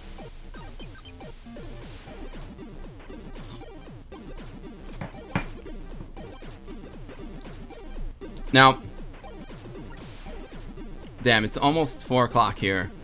So I could show you guys how I make the animation in Premiere if you want, or we could play some RoboCop. Like, Yo, Mr. Linus, what's up, dude? Better late than never. Mr. Paul says everything is temp on his drive, and temp 2, tempy temp, and it goes on. I don't. Would you guys rather like? You guys want to see some RoboCop, or do you want to make the animation? Oh, Charles, you thought Delmy was your own invention? I'm thinking, you know, let's just play a little RoboCop, just because like it was the 30th anniversary, so we can get like play like 5 minutes of RoboCop. And if you guys are interested to see how I make the animation over on the PC side, that could be cool. Now I'm sure there's software like an Aminet somewhere that will just take an anim file and convert it to like an animation that can be played on a PC. But I think I'd rather just do it to make it like really compatible with Facebook. I'll do it in Premiere. I'll tell you what, guys.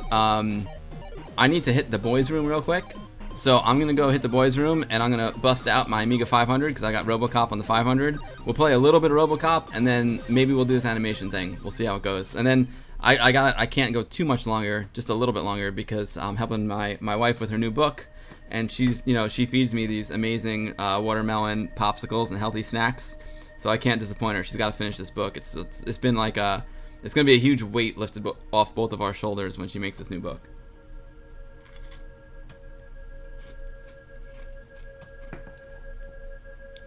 Thanks for Robert Cop. Oh yeah, Hell's Angel. That's funny. Someone sent me that YouTube video. Yeah, it's Pierre. I actually have the mic here on my computer, so I don't have to worry about it this time. Last time I was wearing a wireless mic. Alright guys, I'll be back in 1 second. I'll be relieved, and I will be bringing my Amiga 500 into the mix. Alright guys, I'll be right back. I'm not gonna go to my Bill will be right back screen, because you can sit here and enjoy the music of Ace Man as you look at our creation today.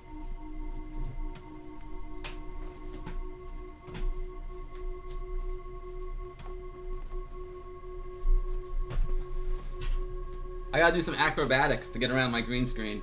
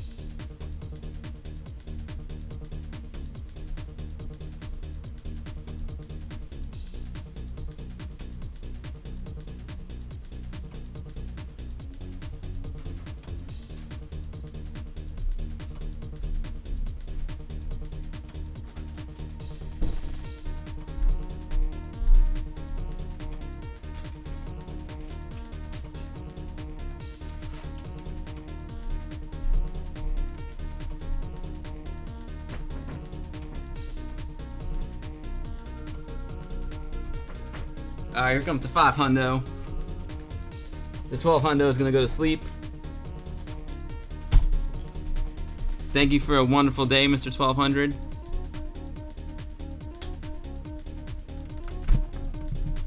I love like just turning off the power, like no shutdown, you know what I'm saying?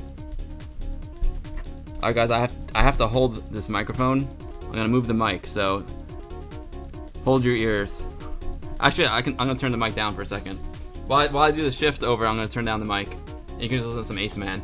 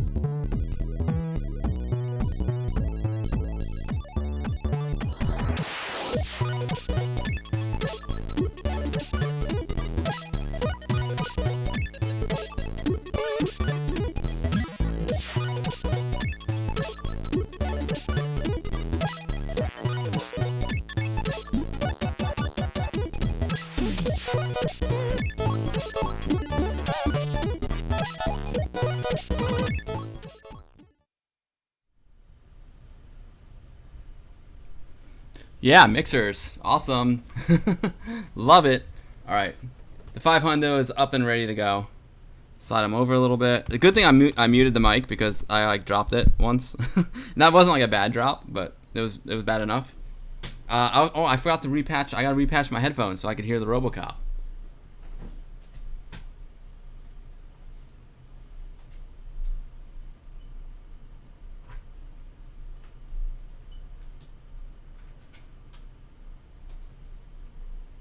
All right. So I turned down the Ace Man. Thank you, Ace Man, for some awesome music. I turned it down because we want to hear the RoboCop music, right? That's what's cool about the creative streams. Like I love playing some music, but I don't want to hear two soundtracks at the same time. Oh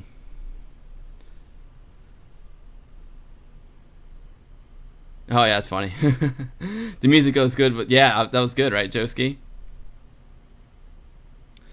Alex is saying, I know that the original feeling is the best, but why don't you use WHD load? It would save you some effort and time. Alex, it is a great idea. Here's the problem. I actually do have RoboCop on WHD load on that 1200, but there's something about WHD load. WHD load doesn't like the configuration on my 1200, so some games work great, like flawless. They work flawless on WHD load, but others don't work. They crash. So the RoboCop, unfortunately, is one of the ones that crashes. So that's why I'm using my 500, because it unfortunately crashes. And like, it kills me. Like Agony also crashes. There's some like really key games that I want to play that crash on the WHD load on my 1200. And I don't know exactly why it's happening, but from what I researched, I think it has to do with the fact with my accelerator card and the memory on it. There's some kind of like memory conflict that happens. And I tried like all the different tool types. I tried like turning on the MMU, turning off the MMU, all that stuff, and nothing seems to work. It could also be that it's a NTSC 1200. I don't know. So that's why. But yeah, WHD load would be perfect. Normally I would be using WHD load. If WHD load worked, then with RoboCop I would have used that, but it doesn't. Sadly. And that, oh good, we got the right ROM in there. Little RoboCop.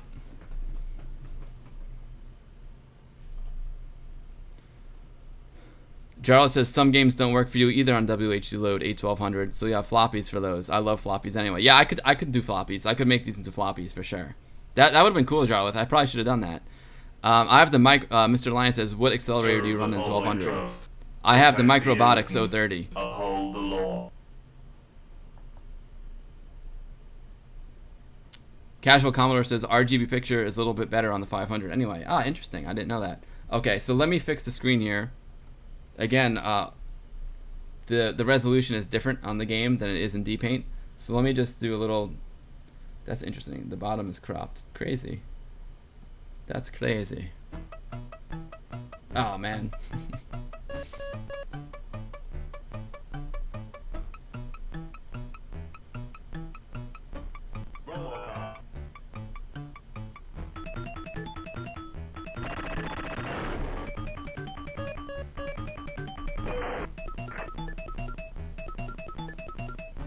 Alright guys, I'm not sure if that's the perfect aspect ratio, but it's close. Wolfadon, what's up dude? Yeah, so I want to play some RoboCop because it is the 30th anniversary of RoboCop. It came out in the theater 30 years ago this week, so I figured we'd play a little RoboCop.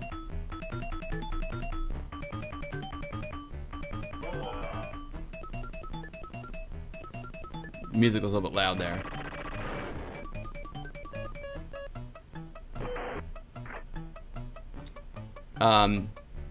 One of your favorites, although it's an I didn't know it was an ST port, Alex. Alright, let's. It seems a little bit off center too. Let me fix that for you guys as well.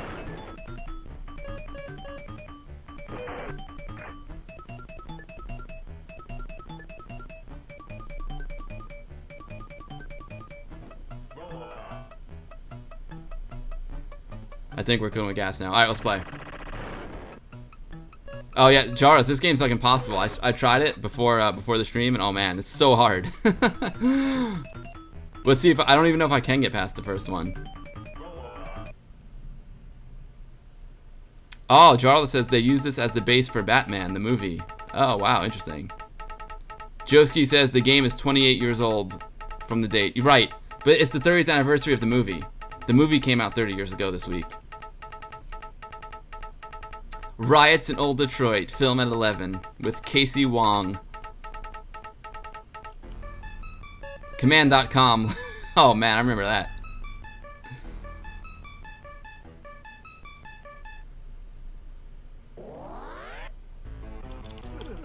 Oh man. Oh, I love the music, yeah.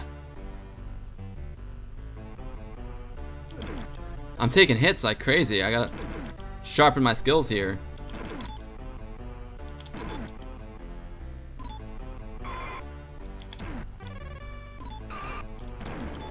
Which is why Batman moves like he's working out his glutes. That's hilarious.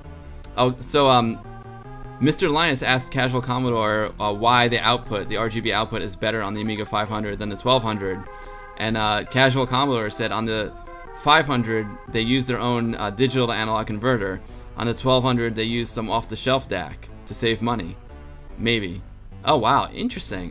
Casual Commodore, you learn something every day. I didn't know that either.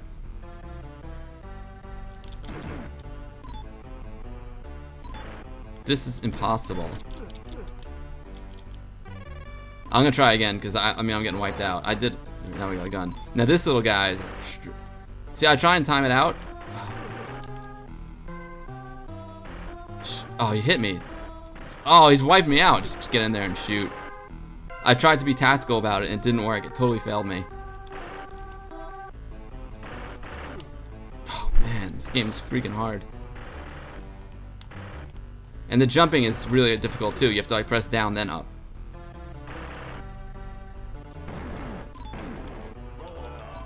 Yes, I got spray bullets.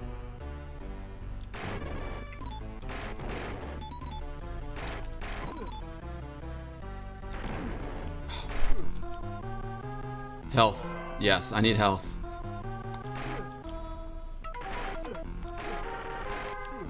This game is ridiculously hard.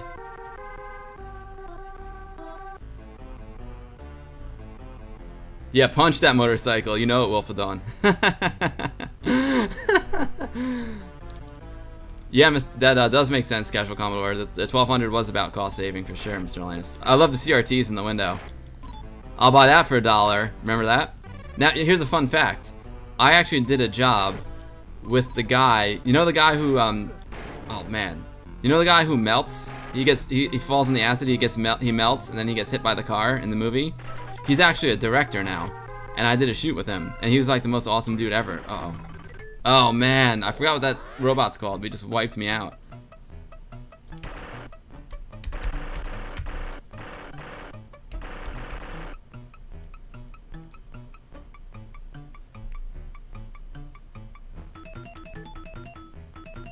Electron Ash says the older machines used a video hybrid, which was a resistor ladder DAC, but it worked very well. The newer machines used a VP101 DAC chip or similar. Oh, that's awesome. I didn't know that. That's very cool. Specky version is better, Mr. Paul. No worries, dude. I'm sure it is. This is not a great game. Now you remember. Wolf of Dawn says now he remembers why it's been a while since he played it.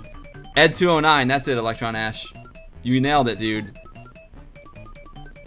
Casual Commodore, you remember that dude as a doctor from the TV show ER? Yes, Paul McCrane, that's him. Wow, you know his name, Electron Ash, that's amazing. Yeah, he was a doctor in the show ER, then he started directing episodes of ER, and now he's the executive producer on a show called Star, and that's what I shot for him. Yeah, Paul Verhoeven's RoboCop had some legendary scenes, emblematic scenes. It did. Paul McCrane is a really super talented and super awesome guy. He's amazing.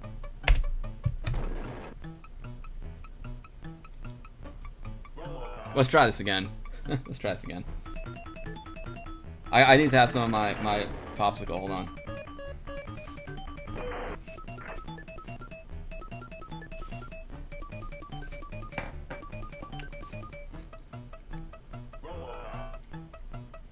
Another fun fact, I have RoboCop on Laserdisc.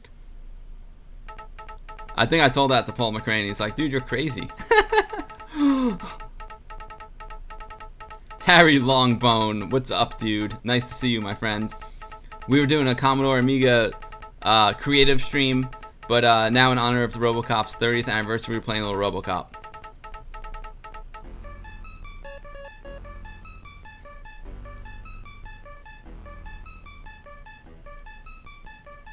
This game is so difficult. Alright, let's see if I can do any better this time. Jeez, like they got me. That's crazy. Alright. The foxy lady. There we go. Alright, I'm using my thumb trigger finger, which I think is my thumb trigger finger is a little bit faster than the pointer finger. Look out, guys. I just upgraded. Punch that motorcycle. Yeah, baby. The motorcycle is no match for my I guess I gotta jump. I probably have to jump to get that motorcycle that jumps in the air. Boom. Thumbs. Now this part, I guess the best... Oh, that guy's got a gun too? Man. I don't know the best tactic. I guess take out the guy with the gun first.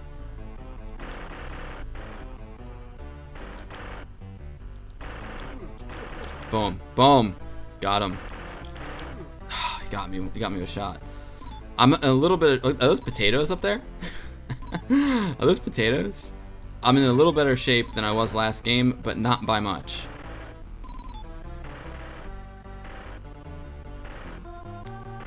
Pierre says Robert Burke, who played RoboCop in the third film, was a SUNY Purchase graduate. No way, that's awesome, Pierre. I didn't know that. Did you go to SUNY Purchase, Pierre?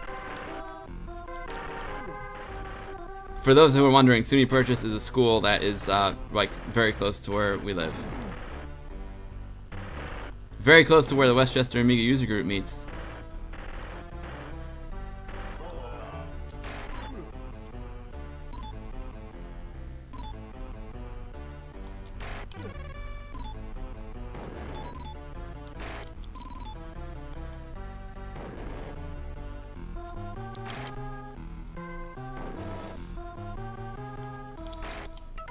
Oh man, I thought that one hit him. Jeez.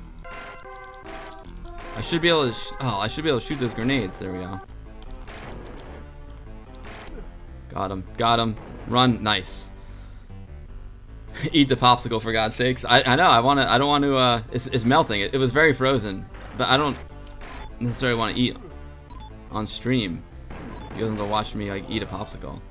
Nice. I'm almost at full health, and I'm gonna need it for Ed 209. It looks like there is a timer, Harry, which is not good. Not good for me.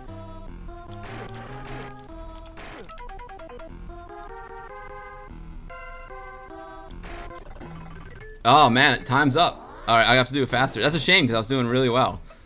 Pierre, Amix312, what's up, dude?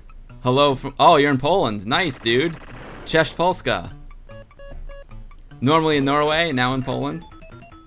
Pierre says he did go to SUNY Purchase. He was a film major, class of '85. I did an animated film for his senior thesis. Nice, dude. Paul Cameron also went to SUNY Purchase. He shoots the Fast and Furious movies. And my wife went to SUNY Purchase too. All right, let me finish the popsicle real quick.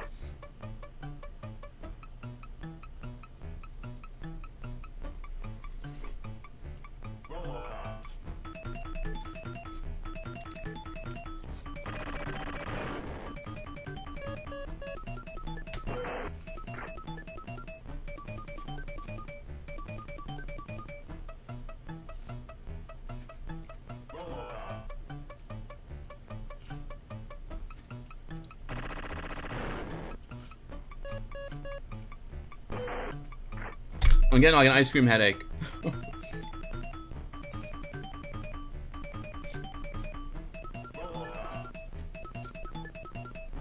I'm being very careful, Joski.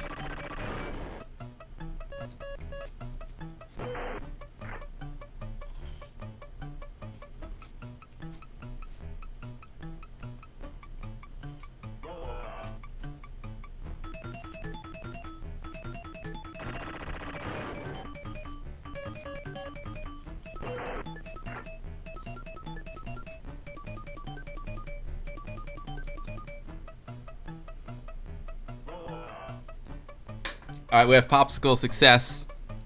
Hands are clean.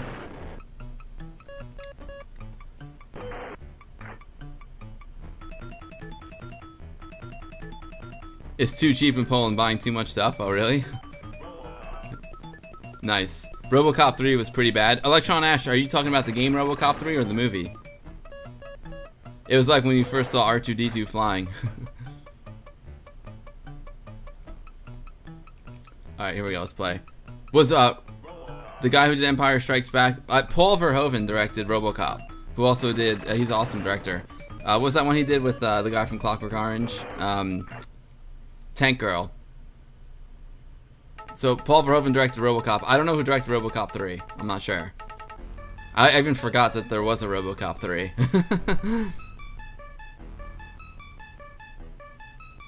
Alright, so last time we went in, I was psyched to fight Ed 209. I had like 90% health, but I ran out of time.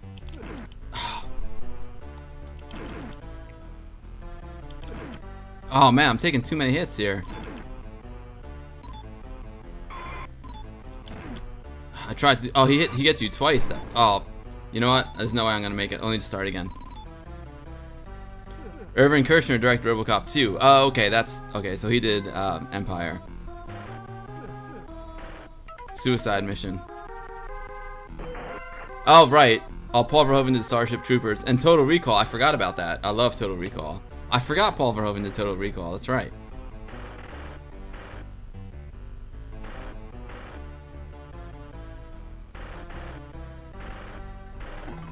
Okay, here we go. Starship Troopers is actually the one I was thinking of, not Tank Girl.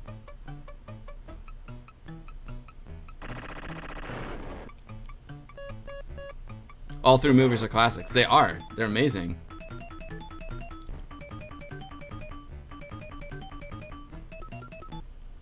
Alright, here we go.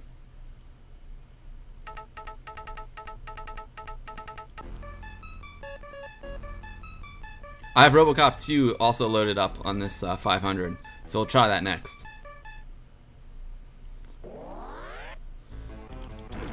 Oh, they got me.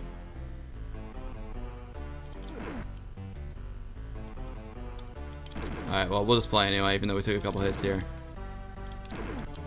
I get ready for Motorcycle Guy. Alright, at least he only hit me once. But I think that's the technique, you have to jump. There's another Motorcycle Guy coming, I know. Where is he? I thought that another guy comes from... This is impossible. It's impossible. And if you take your time, it's like game over.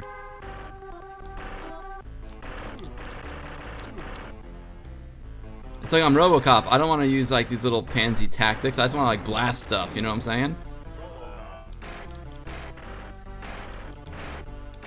Freaking RoboCop. Come on now.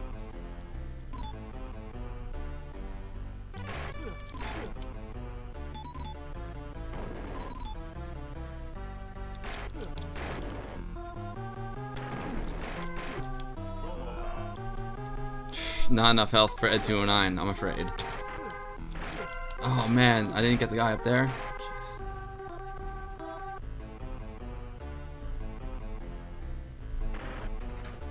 Fortress, right. Oh, I got another treat, another delivery from my wife. Tropical delivery. Oh my god. In Thailand, fresh Thai and coconut. I got a fresh Thai young coconut Keep you hydrated. to keep me hydrated. See, she's taking care of me because she knows I've got the malaria You have stuff. to stay hydrated. It's not malaria. I don't have malaria, but the thing I have is like malaria, and I'm taking malaria medication to conquer it. Bye. Thanks, babe. Pause the game. I don't know how to pause the game, Joski.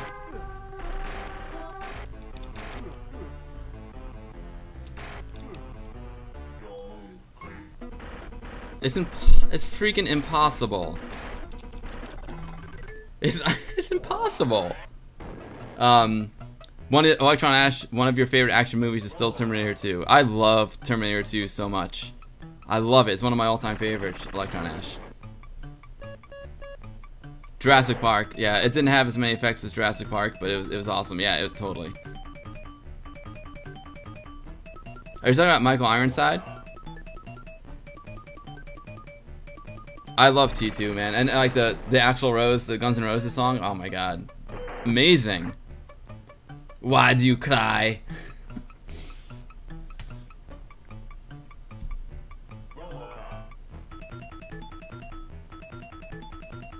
Electronics, you blew the dust out of your PC the other day, and now you have some weird Ebola thing. Oh, yikes. Yeah, no, I've been really sick this summer, unfortunately. I was telling the guys, if I'm not myself, it's because I'm on this really strong medication. I call it Ibiza. I have what's the name? I call it the Ibiza. It sounds like Ibiza. It's Babesia. Sucks. It's like a cross between Lyme disease and malaria. But I'm on strong medication now and I'm getting better. Alright, one more. Get rid of the spray weapon before fighting the boss. I don't know how to do that.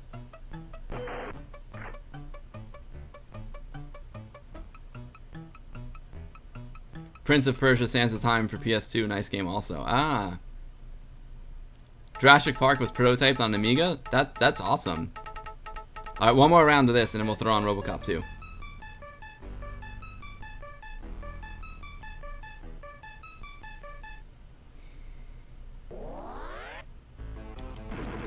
We can do RoboCop 2 or we can make the animation video. I gotta wrap it up by 5 p.m., which is in like a half hour. I was totally turned around. Oh man. That was the worst. This part is really hard. You know what? If I duck down, it looks like they'll miss me.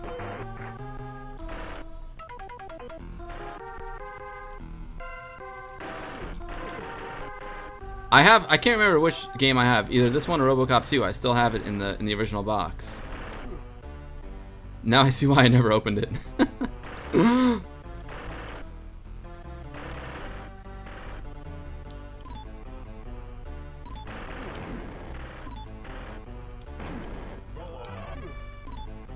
The spray weapon works great for the guys on the higher levels, but you're right, it might not be as good for Ed 209. Oh.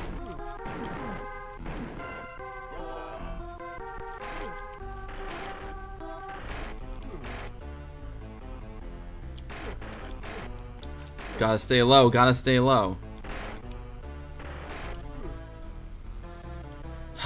He's coming up soon.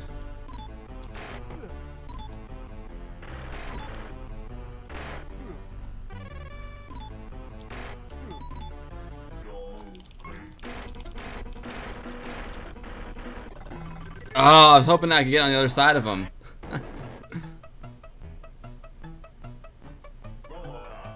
Thanks, Jarlith. Yeah, I think I'm sure they will. I already feel better on the new medication.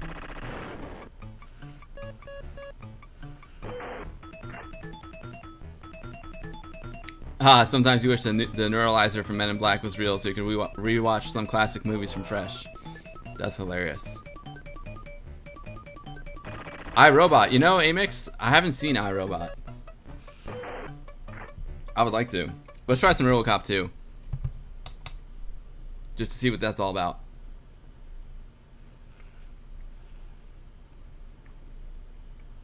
Look, she even gave me a flower. She even gave me a flower with my drink.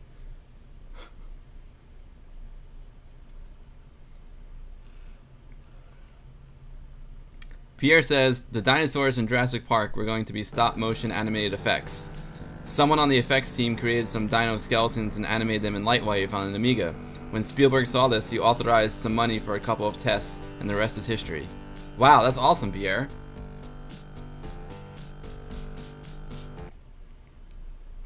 I didn't know that. Two things I learned today. I learned about the Amiga RGB being better on the 500, because of better DAC. And I learned about the Amiga in Jurassic Park. Not bad. I love it. Oh yeah, Casual Commodore, you like iRobot. Get out of my way, Tin Can. I think that's in the trailer. That looks like a ham image to me. Definitely looking ham.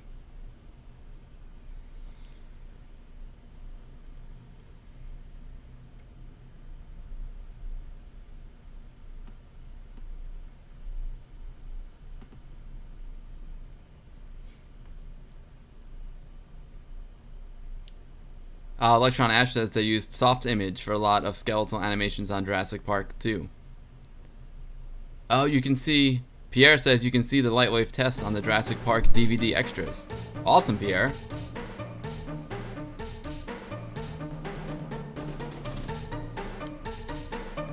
More cool music.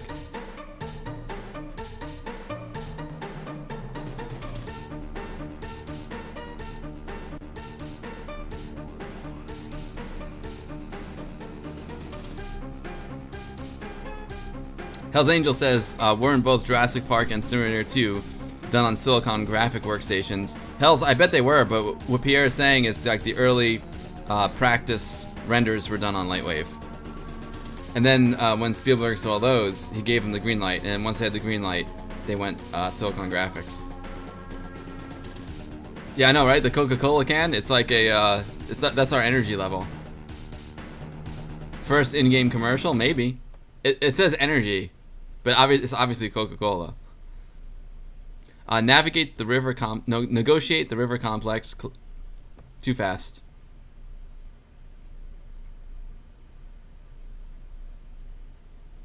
Hello. I don't remember her. I guess I should see RoboCop 2 again. I don't remember her. Thanks for those links, Electron. Electron, could you throw those links in a whisper to me? Because I want to check them out.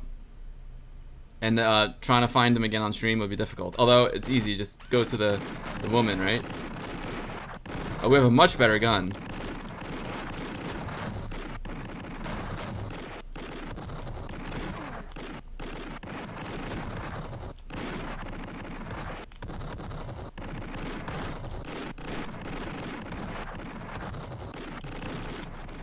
Scattergun. The controls in this game are wacky. Like when you squat down, you stay down.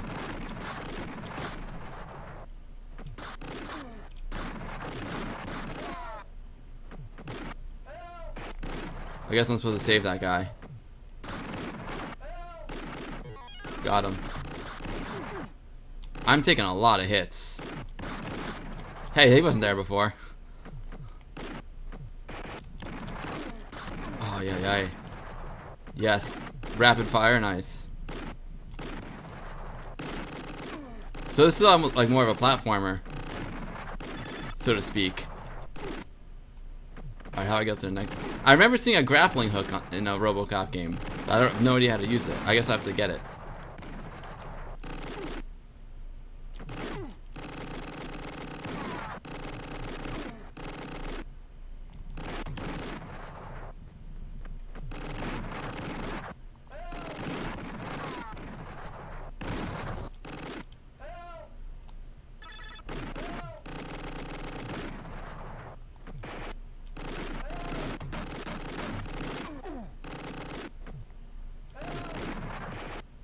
I hear you, dude. I'm trying not to shoot you. And you can't like jump straight up. You're jumping up on a diagonal. There we go. Oh, so close. Go up.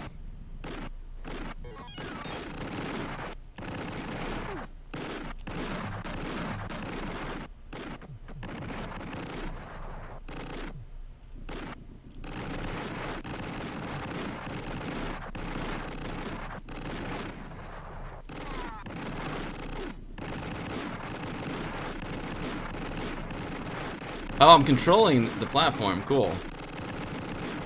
Ay. This game's so hard. He looks like Kaja Sherman's. Oh, awesome, dude. Oh, how do you send a whisper? That's fine. I'll find it, Electron Ash. I know it's when we were playing RoboCop 2. Alex says he never liked the RoboCop 2 video game. Played a lot of RoboCop 3. Yeah, Kokos, my buddy Kokos said that he much prefers RoboCop 3 over the other two. This game is very difficult.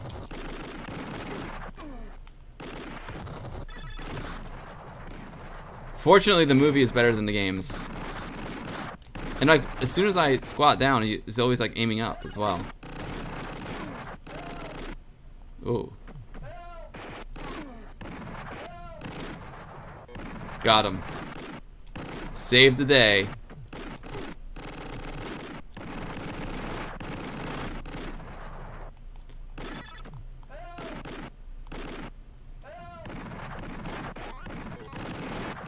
I'm getting the hang of it. I mean, it's a hard game, but the mechanics are difficult.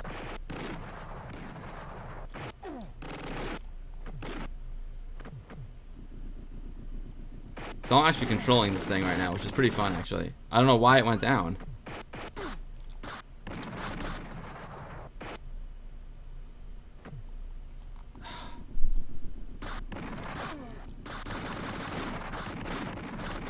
I keep forgetting that I can control this thing. Why does it disappear? Is it because they shot it?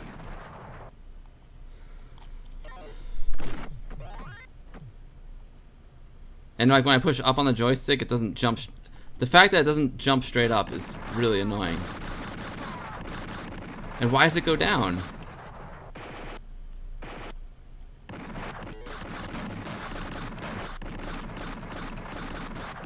Is he sick or something? Why is he going to the right?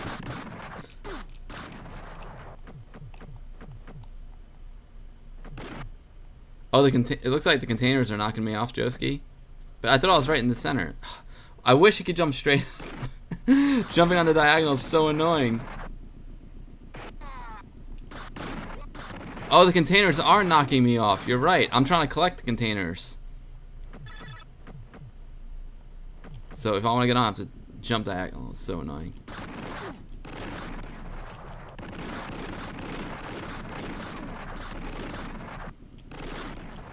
Go up. Go up.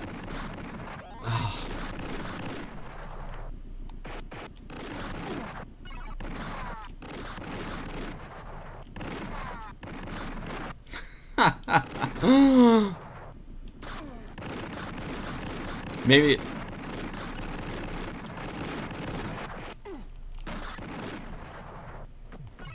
Yay, Coca-Cola energy. This game is so hard. It'd be so nice if you could just jump straight up. It'd be a game changer.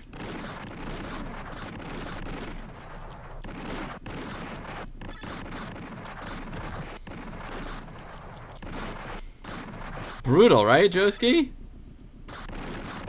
It's so funny, like they're power-ups. So like, why would the power-ups hurt me? Oh man. Oh man. Oh man. You gotta be kidding me. I wonder if they actually played this game after they made it. Did they try this game? Why can't you just jump straight up, please? The enemies keep respawning like the game's not enough. Exactly. Why can't you just jump straight? I just want to jump straight up, please. It's like raining pow. Thank God I'm dead. Thank God. I have another life. I think this is not one of the better Amiga games.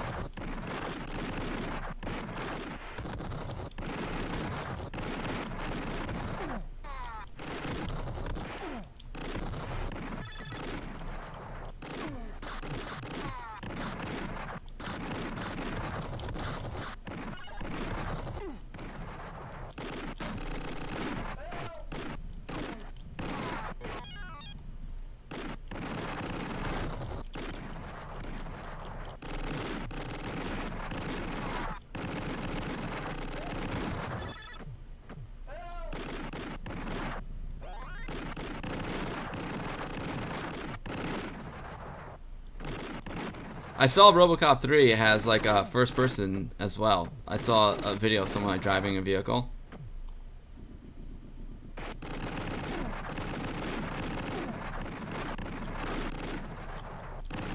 Ah! If you clear an area, it should stay that way. Yeah, exactly. It's hard to even. Can I just go this way? Nope. It's hard to even jump on this elevator.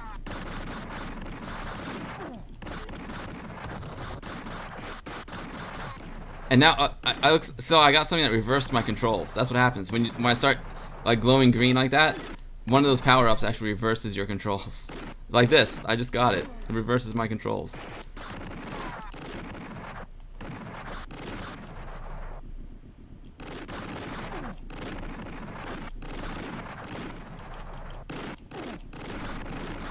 Come on, baby. I got there. Come on, get it. Yes, I made it up. Oh, Jesus. Game over. Hopefully, take me out of my mercy. Oh man.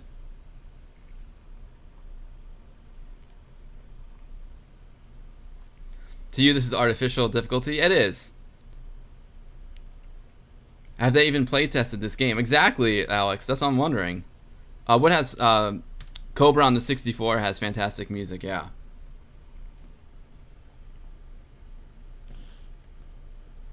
All right, guys. Well, that's all I had. Like, that's all I had planned.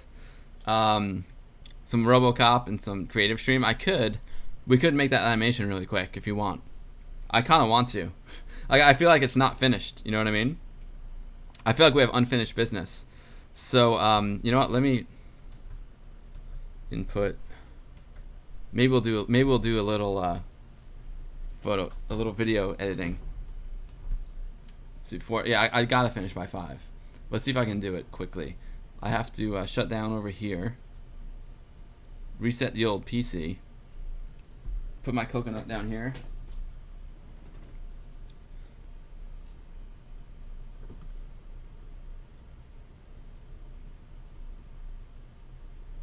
Joski, you know, Blood Money is on my to-do list to play some Blood Money. Yeah, that's the other problem. Is my controller's not really that tight. It's pretty loose actually. Okay, let's turn this off.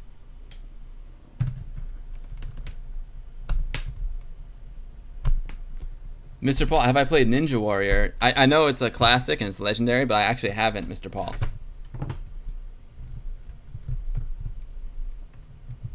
I know it's a sin.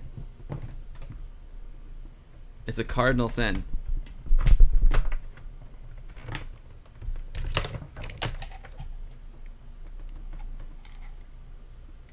Oh, Shadow Warrior. Yeah, I do know Shadow Warrior. I'm gonna mute the mic for a second, guys. Because I'm gonna remove the 500 and put my keyboard there.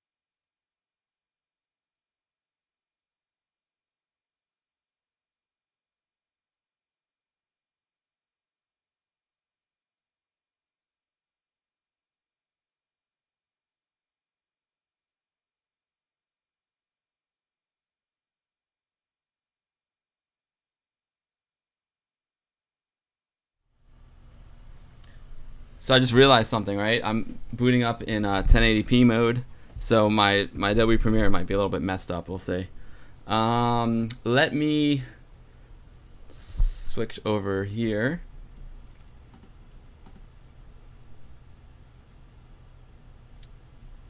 You know what? I'm just gonna leave it like this for now.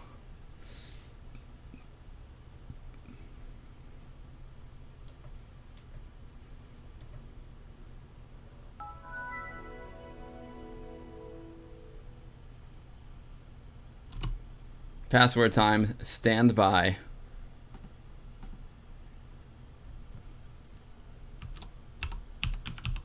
Not that anyone's gonna like come to my house and try and break into my. There's nothing important on this computer anyway.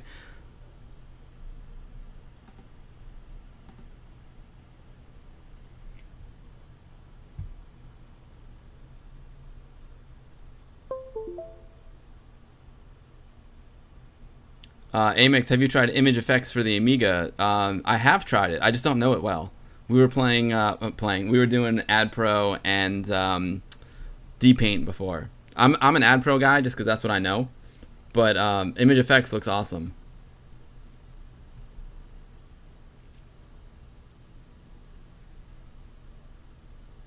Oh, SimCity. Nice. You're doing a little SimCity. Where's the trust? That's hilarious. Password is Amiga forever. How did you know, Joski? How'd you know? Yo, so all right, guys. You know what we can do is we can throw on some more Ace Man while we're doing this. That'll be fun.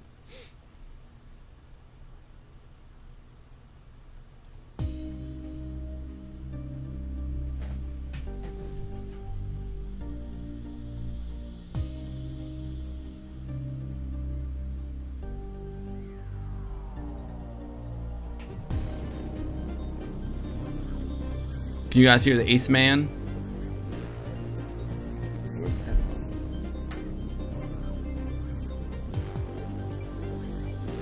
Winamp, you know it, baby. Alright, let's fire up some Premiere. Actually,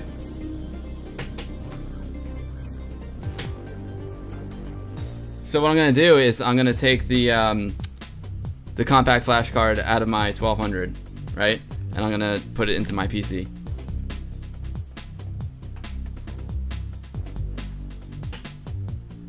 You stream Slay Radio? Nice, awesome. I don't know if it's Slay Radio.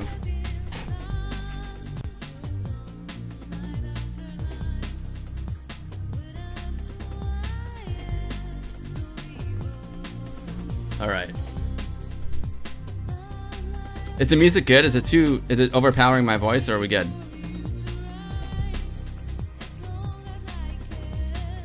Stream is out. Seriously? It looks like my stream's okay. Oh, my health looks good. Am I down?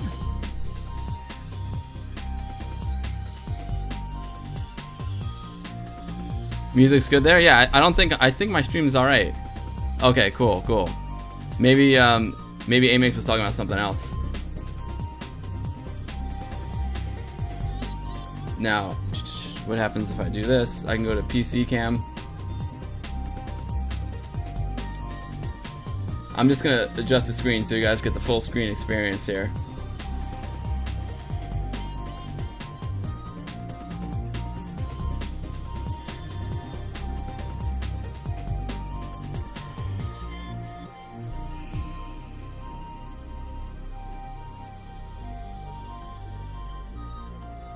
One second, guys. Thanks for bearing with me here. Add. Where's my image carousel? Social media file. There we go.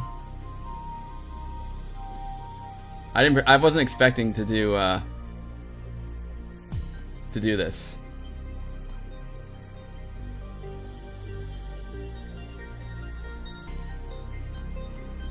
Seven.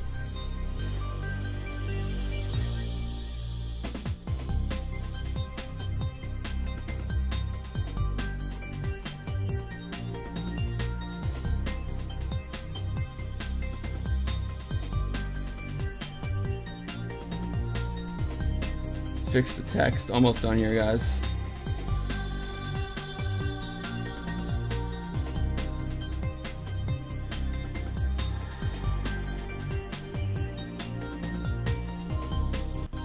I just want to give you guys the best streaming experience possible. And I wasn't expecting to switch into PC mode.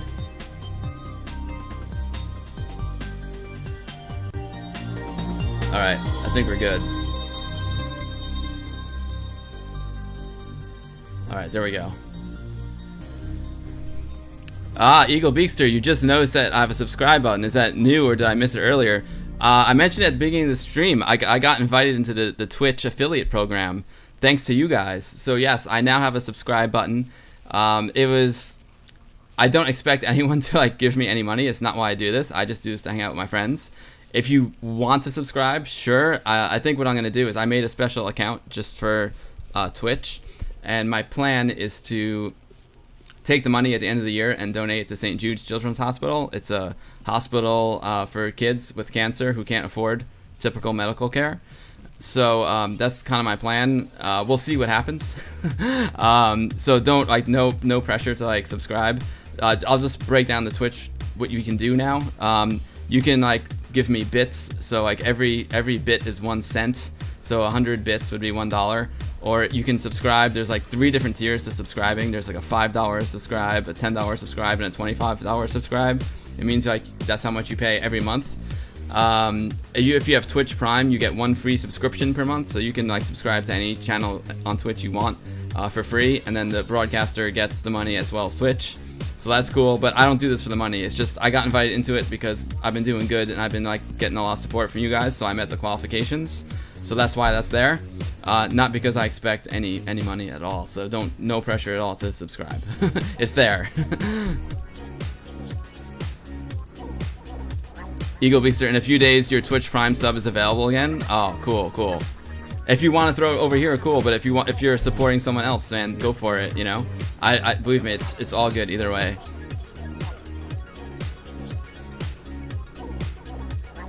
Electron Ashley, you spent some time in a hospital in the 80s for hypoglycemia. Oh wow.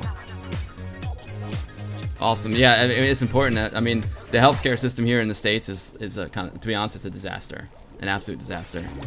So it's nice to be able to help out some people, you know, who really need it. And what happens is, I got the inspiration from the Destiny streamers. They raised like almost $1.5 million this year for St. Jude. So what I would do is I would donate through them, because St. Jude gets 100% of the money. It doesn't like go to any organizations. Let's see. Alright, so let me make a new folder here. I think I already have one.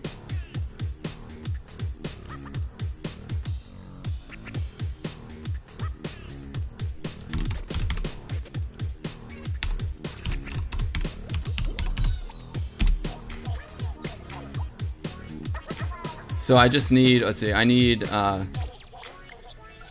RetroHour, Guru, No Square, Not Bold, and then I need these 3. Oh, you know what? I forgot to here's the funny thing, I forgot to use AdPro to convert them back to JPEGs. That's alright, I'll just do it in Photoshop. Sorry, that's ugly, but oh well. Wait, what did I do over here? I'm losing my mind here, guys. We'll have to cheat. We'll have to use, I could use AdPro on the emulator, or I could use Photoshop. Let's see. And should I do the bold? Let's do the not bold first.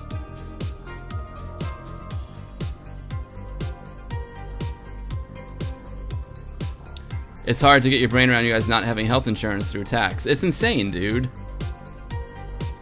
Yo!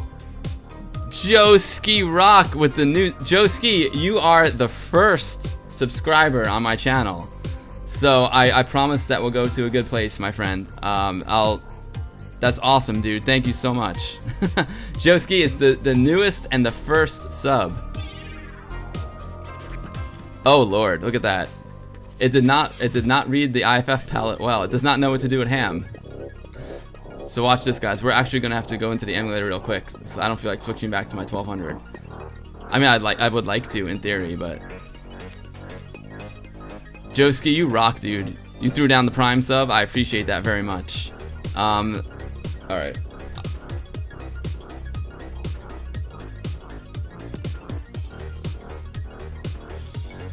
All right. Let's think. I'm just going to use FSUE for now. Yeah, our health insurance situation here is just awful, guys. I'm not even gonna, it's gonna make me sad. But, so the medication I'm on, I pay $850 a month for health insurance for myself and my wife. $850. And the medication that I'm on costs $750, and it still costs me $500. It's insane. It's a lot of money, man. Especially, and I'm sick, so I haven't been able to work for like the past 3 weeks. And I only get paid when I work, so it's rough. Alright, let me,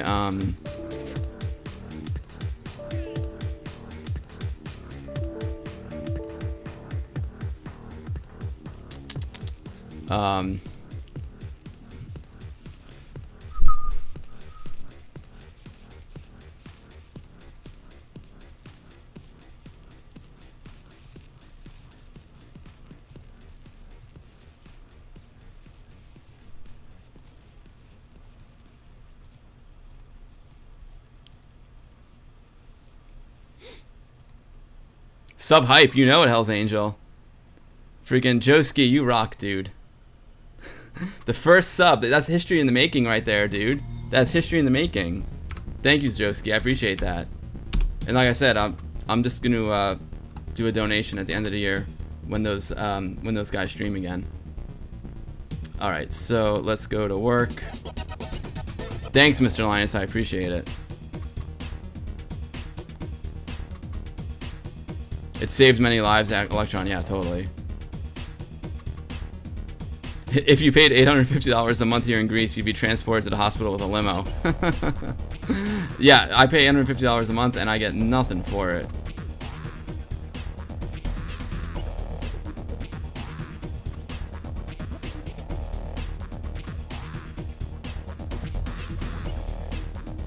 I'm gonna try it with, so we have the bold and the no bold. I'm gonna try no bold, no square, no bold.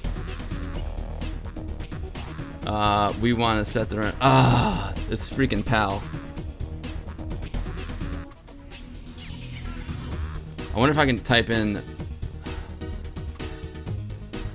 freaking PAL. The emulator's in PAL.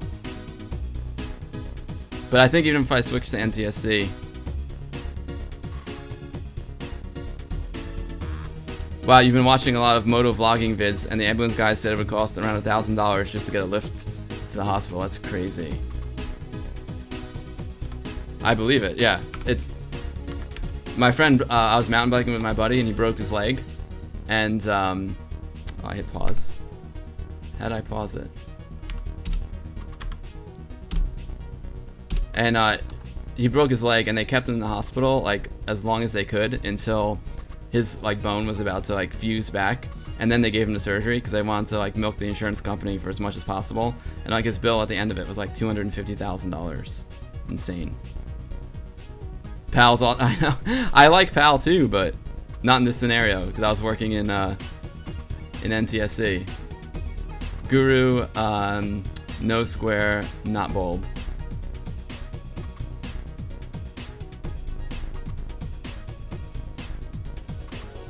You know what? I don't think I have to render it. I think I can just save it as a JPEG. Let's try it.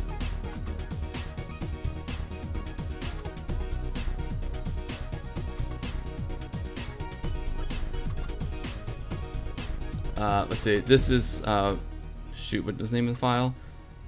It's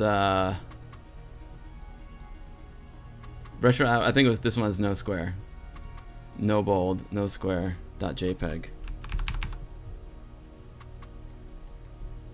Doesn't recognize those keys. Interesting.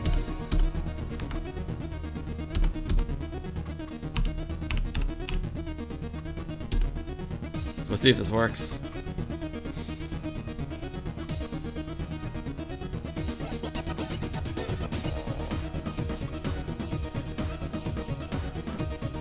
Not bold, square, not bold.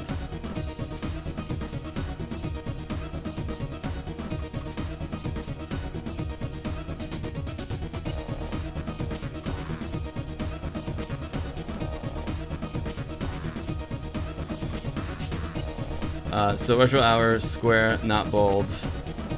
Dot.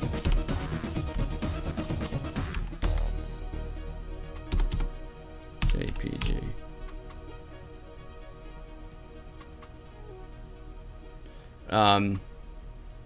Mr. Alliance, what's the animation for? The RetroHour? I started watching just when you quit DPaint. Oh, it's just for fun. I just want to mess around. So basically, the RetroHour is a podcast I listen to, one of my favorites.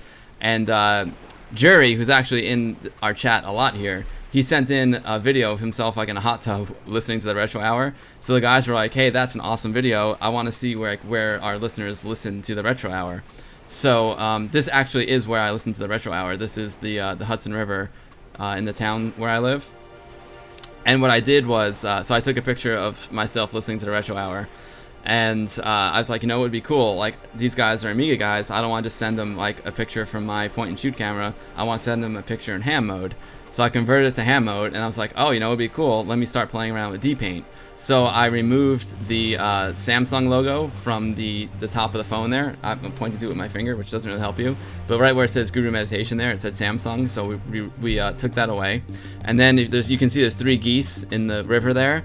There were 2 geese, so the one in the middle is a copy of the one on the left, and we did that in DPaint as well. And then we said, let's take it a step further, let's make an animation. So we put a Guru Meditation software failure on the image, and it's actually an anim file that will play on a real Amiga, and now I'm just trying to convert it to a video file so I can upload it to Facebook. So that's where we are.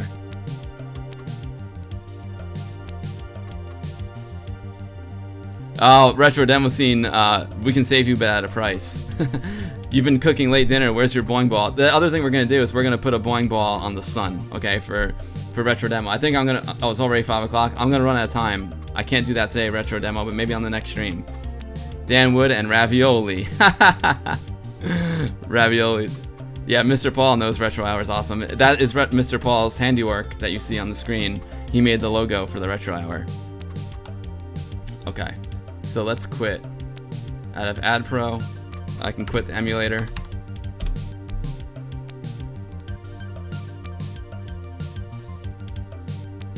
And we have JPEGs. Yeah, baby. Worked like a charm. That's pretty cool. That is pretty cool, actually. Okay, let's fire up Premiere.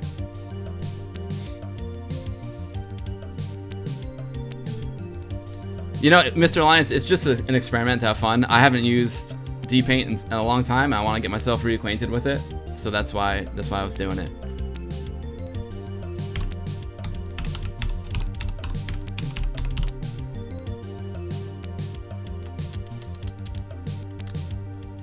Alright, where is it? RetroHour anim, there we go.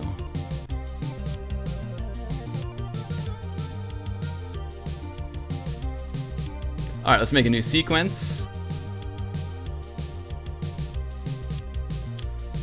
And I'm gonna go 720p because I don't want to upscale to 1080. That's a big upscale.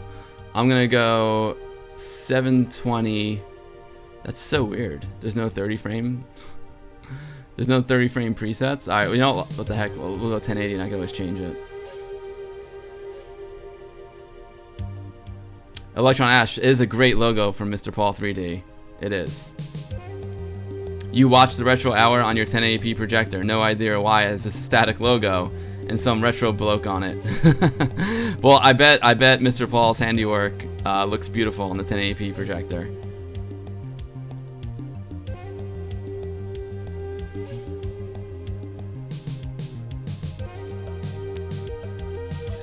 I'm so used to doing this on my. I'm still learning Premiere on the PC. New open properties for. Where is it? Edit.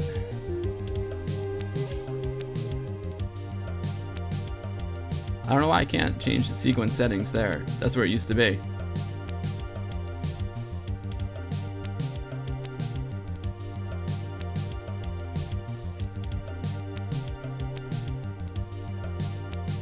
Sequence settings, there we go. Alright, I'm gonna make it 1280. 720. I could make it 1080p, I mean, I don't know. And we want to change the frame rate as well.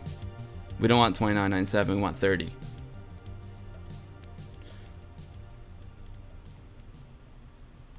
Where is the actual frame rate? Display format. We want 30 frames per second because it's animation. Okay, let's import the two pictures.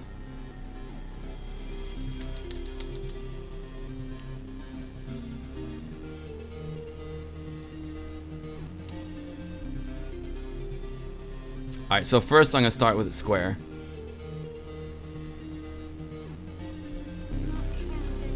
There we go.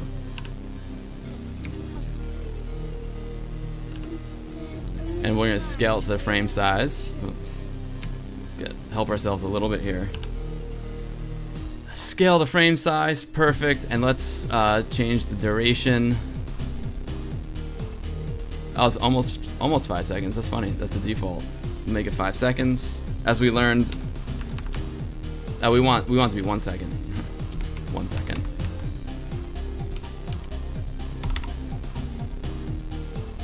And then we want Guru no square.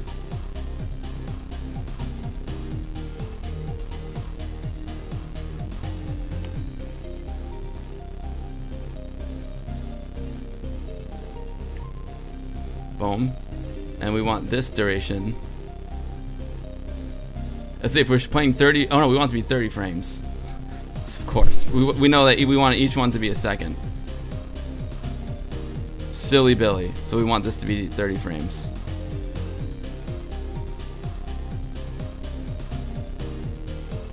Oh, it's 1 second, of course. I'm thinking, I'm tired. The medication's kicking in. We're good. We're good.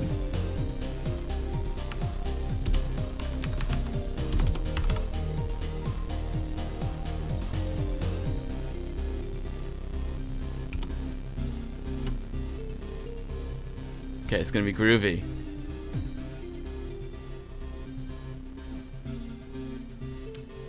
You wish they'd do a few video podcasts like Pat the NES Punk, but without the high and mighty. Yeah, totally. I have a feeling they're gonna do some video stuff.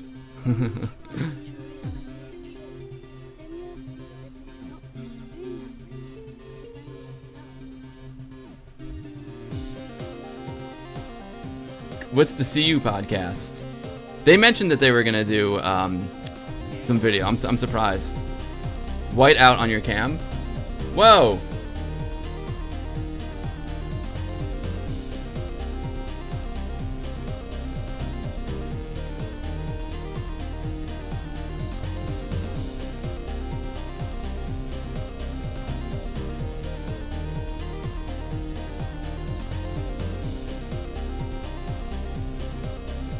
What is going on?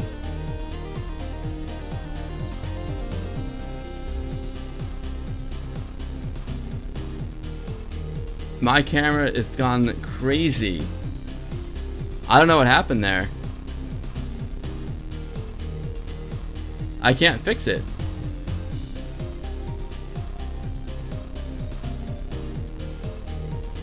It's a crash.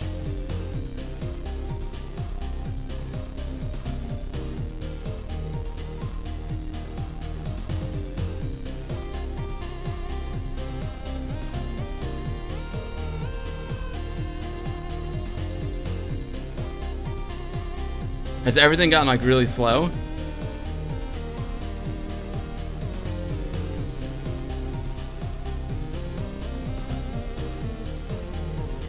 Sorry guys, my camera has gone bonkers.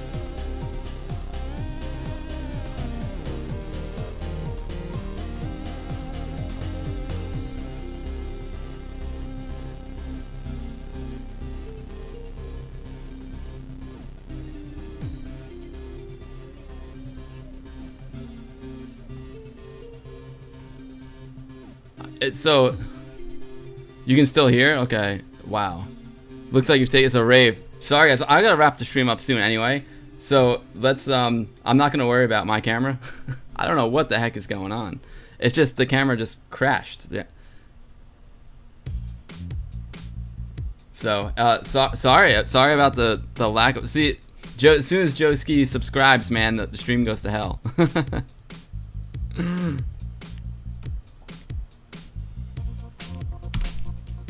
Sorry about that, guys. I'm not gonna like worry about it too much now because I don't know what's going on.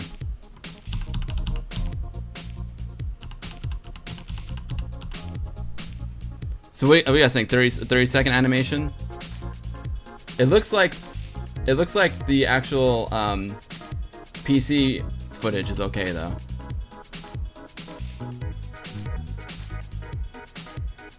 The camera's it's Glastonbury all over again. Ha! We're raving here, boys.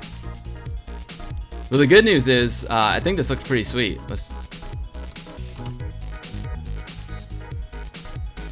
Right now it's a 30-second. I can make it a minute video.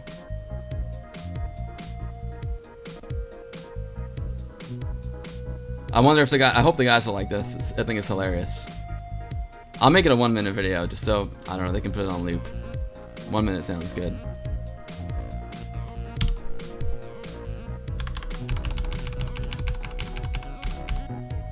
Alright, there we go. We got 1 minute video.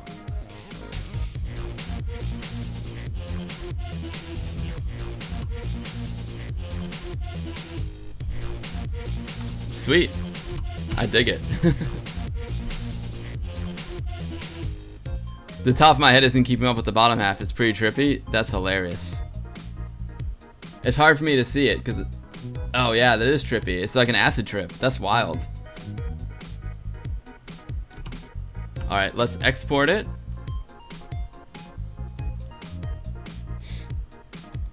I think they might actually have a Facebook export. Let's see.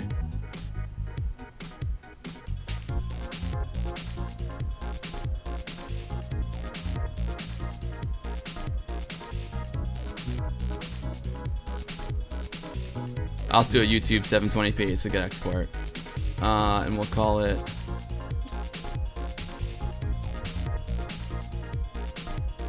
Let's see. RetroHour Anim.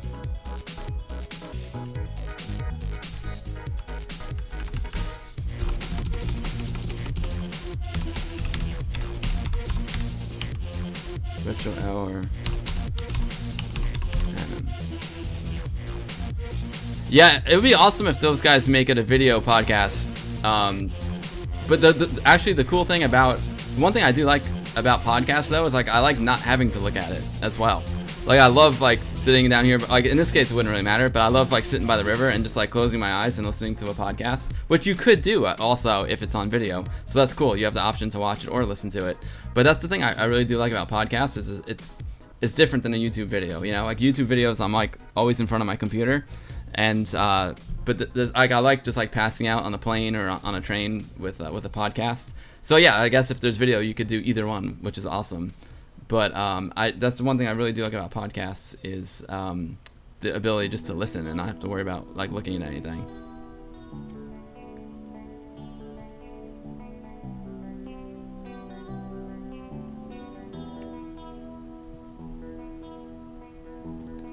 Somewhere out there, there's secret footage of you dancing to Groove Armada under a giant mechanical spider. Wow. Try flailing your arms for a second.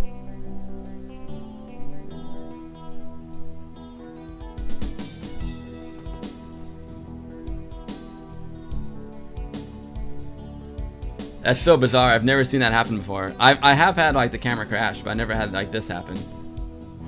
Maybe it's an ad pro effect, right?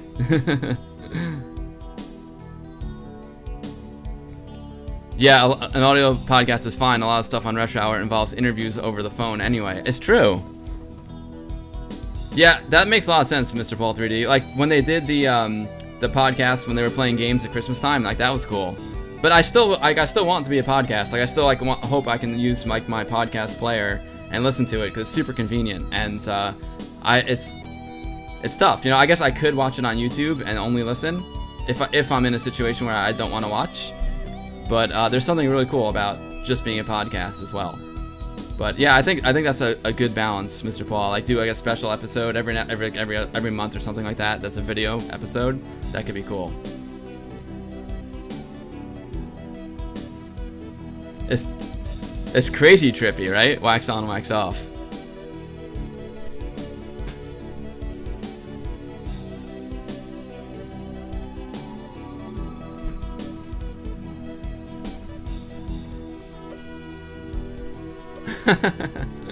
Alright, let's upload this to Facebook Live and then we'll call it a day.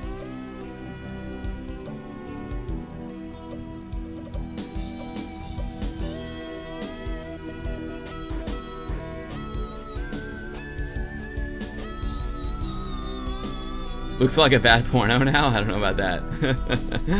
I still have my clothes on.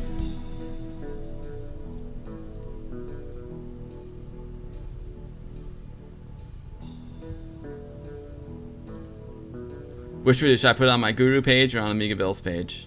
I'll put, gotta start AmigaBill, right? That's what we're doing here.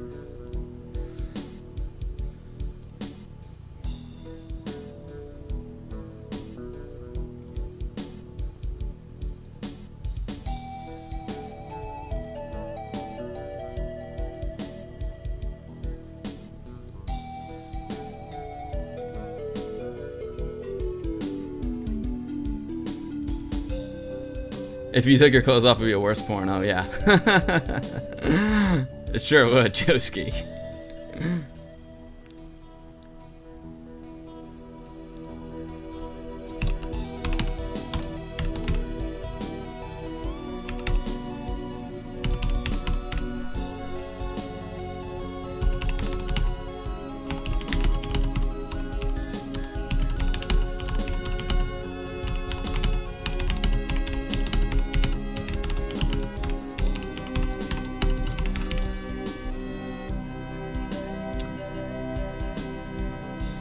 I'm making this public.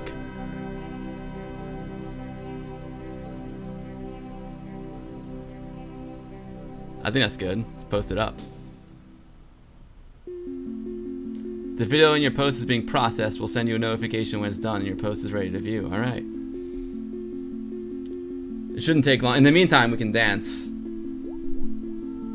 Krypton Koopa now hosting my stream with 1 viewer. Thank you, Krypton Koopa. Thanks for the host, dude. We're wrapping things up here, guys. I gotta run, but we did it, man. We made this. Your video is ready to view and you can now watch it. It looks pretty good, guys. What do you think?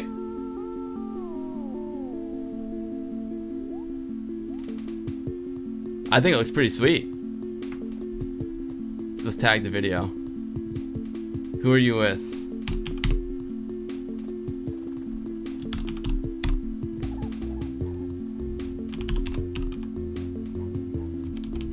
Can I tag myself? There, yeah.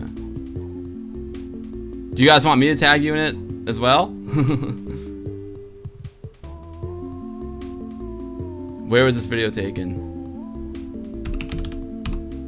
Tarrytown, New York. It's beautiful. Thanks, guys.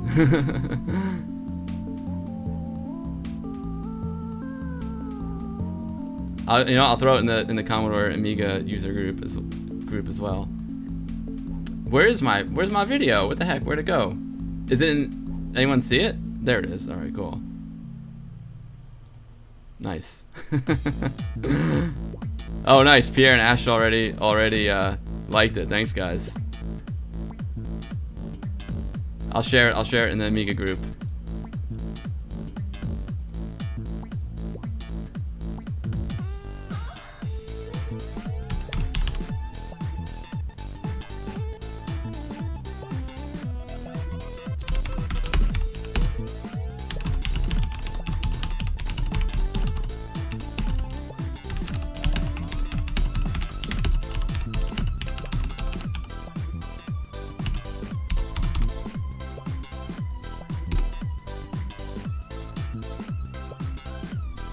I won't tag you guys because then you're gonna get like all these crazy notifications, you know. The joy of a proper PC and multiple monitors. Yeah, exactly. And if I start tagging it, I'm gonna leave some of you guys out by accident. I'm gonna feel bad. Alright guys, I think that's about it. I gotta go. I gotta help my wife with her book. But this was awesome, man. I had so much fun today. And you know, even like the fact that my camera failed, and it's like here in New York we had a crazy place called the Limelight, and it was very trippy. I'll never forget. It was designed by Geiger, like the same guy that did Alien, the Alien movie. And it's a really trippy place. It's an old church that they converted into a nightclub. And in the 90s, it was just like notorious. I had some really crazy times there. There was like people dancing around with like bird cages on their head and stuff, and all the when you go, it was a unisex bathroom, and all the stalls were transparent, so you couldn't like totally see what was happening in the other stall, but you had a pretty good idea. Adam, I'll talk to you in a second, buddy. All right, guys. So thanks for hanging out, and thanks everyone for all the support. I did get invited into that affiliate program. Huge thanks to Joeski Rock for being my first sub. That I have a subscribe button now. Again, I don't really want anyone to use it. I'm not asking anyone to use it. If you want to use it, go for it. It's there. I'm just really excited because I got to level up, you know. So it's cool to like be recognized for doing a lot of streams. That's the part I really like, and it's cool to be recognized. Like, you guys should feel good about it, because part of the requirements of getting that invited into the affiliate program is having enough viewers, like having enough followers and enough viewers that watch you simultaneously. So like, it's all you guys, man. It's all you guys. So thank you so much. It's really fun to have that. Awesome, guys. Yeah, thanks. Yeah, thanks for muting my mic when I went for a pee. That's great. Awesome, guys. So thanks for hanging out. I see everyone: Electron Ash, Mr. Paul, Alex, Joe Ski, Casual Commodore, Pierre, Eagle Beakster. It's awesome hanging out with you guys as always. I know Hell's Angel. Thank you guys so much for hanging out. It's always a pleasure. And thanks to Ace Man for the awesome music, man. It's I've really enjoyed listening to the Ace Man music. So all right, everyone, that's about it. Everyone have a great night. Have a great rest of the week. Maybe I'll stream again this weekend. We'll see. I'm not sure. I think my medication's kicking in. I'm feeling a little bit better, so that's good. Follow me on Twitch at The Guru Meditate. I'll post. Usually, like a day in advance, I'll post when I'm going to stream. Also on Facebook, The Guru Meditation, and of course the YouTube channel, The Guru Meditation. Anthony and I are going to shoot a new video this Saturday, and it has to do with Amiga imaging, which I'm really psyched about. So it's going to be a good episode. All right, everyone, have a great night. Take care, and Amiga forever.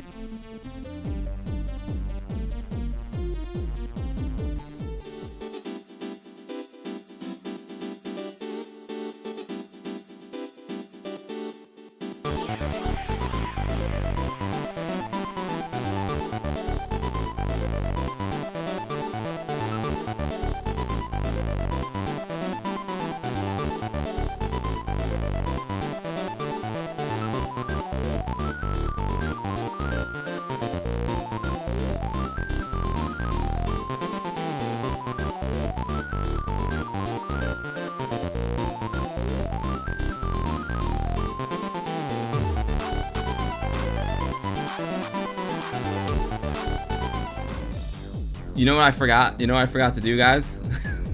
I forgot to do my raid. This is gonna be trippy. Look at this. Oof. I forgot to do the raid. Let's see who's on.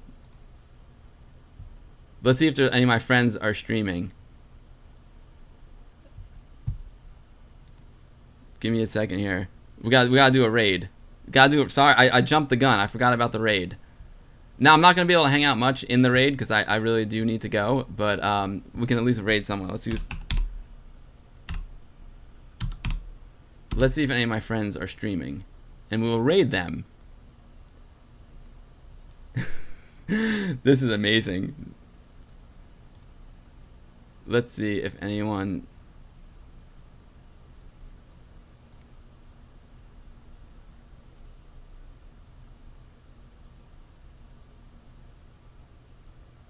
Oh, Bumblebee is playing Flashback on the Amiga, so we'll have to give him a raid.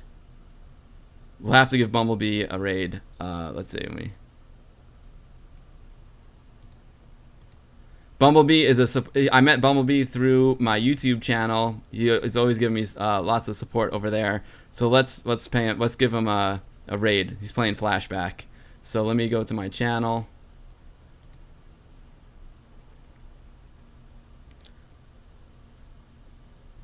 Yeah, Twitch is a little confusing. Yeah, a raid is like when I host someone. So basically, at the end of my stream, I host someone else's stream. So anyone who comes to my stream will see theirs. I think they're gonna freak out. I think they're gonna be happy. Let's go to my channel.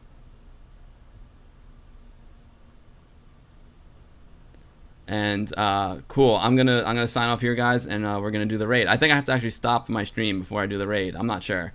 So I'm gonna stop it, and we'll raid Bumblebee. All right, guys. Thanks again. It was an awesome time. That was like one of my favorite streams ever. All right. Good night, everyone. Thank you for watching, and Amiga forever, and don't do drugs.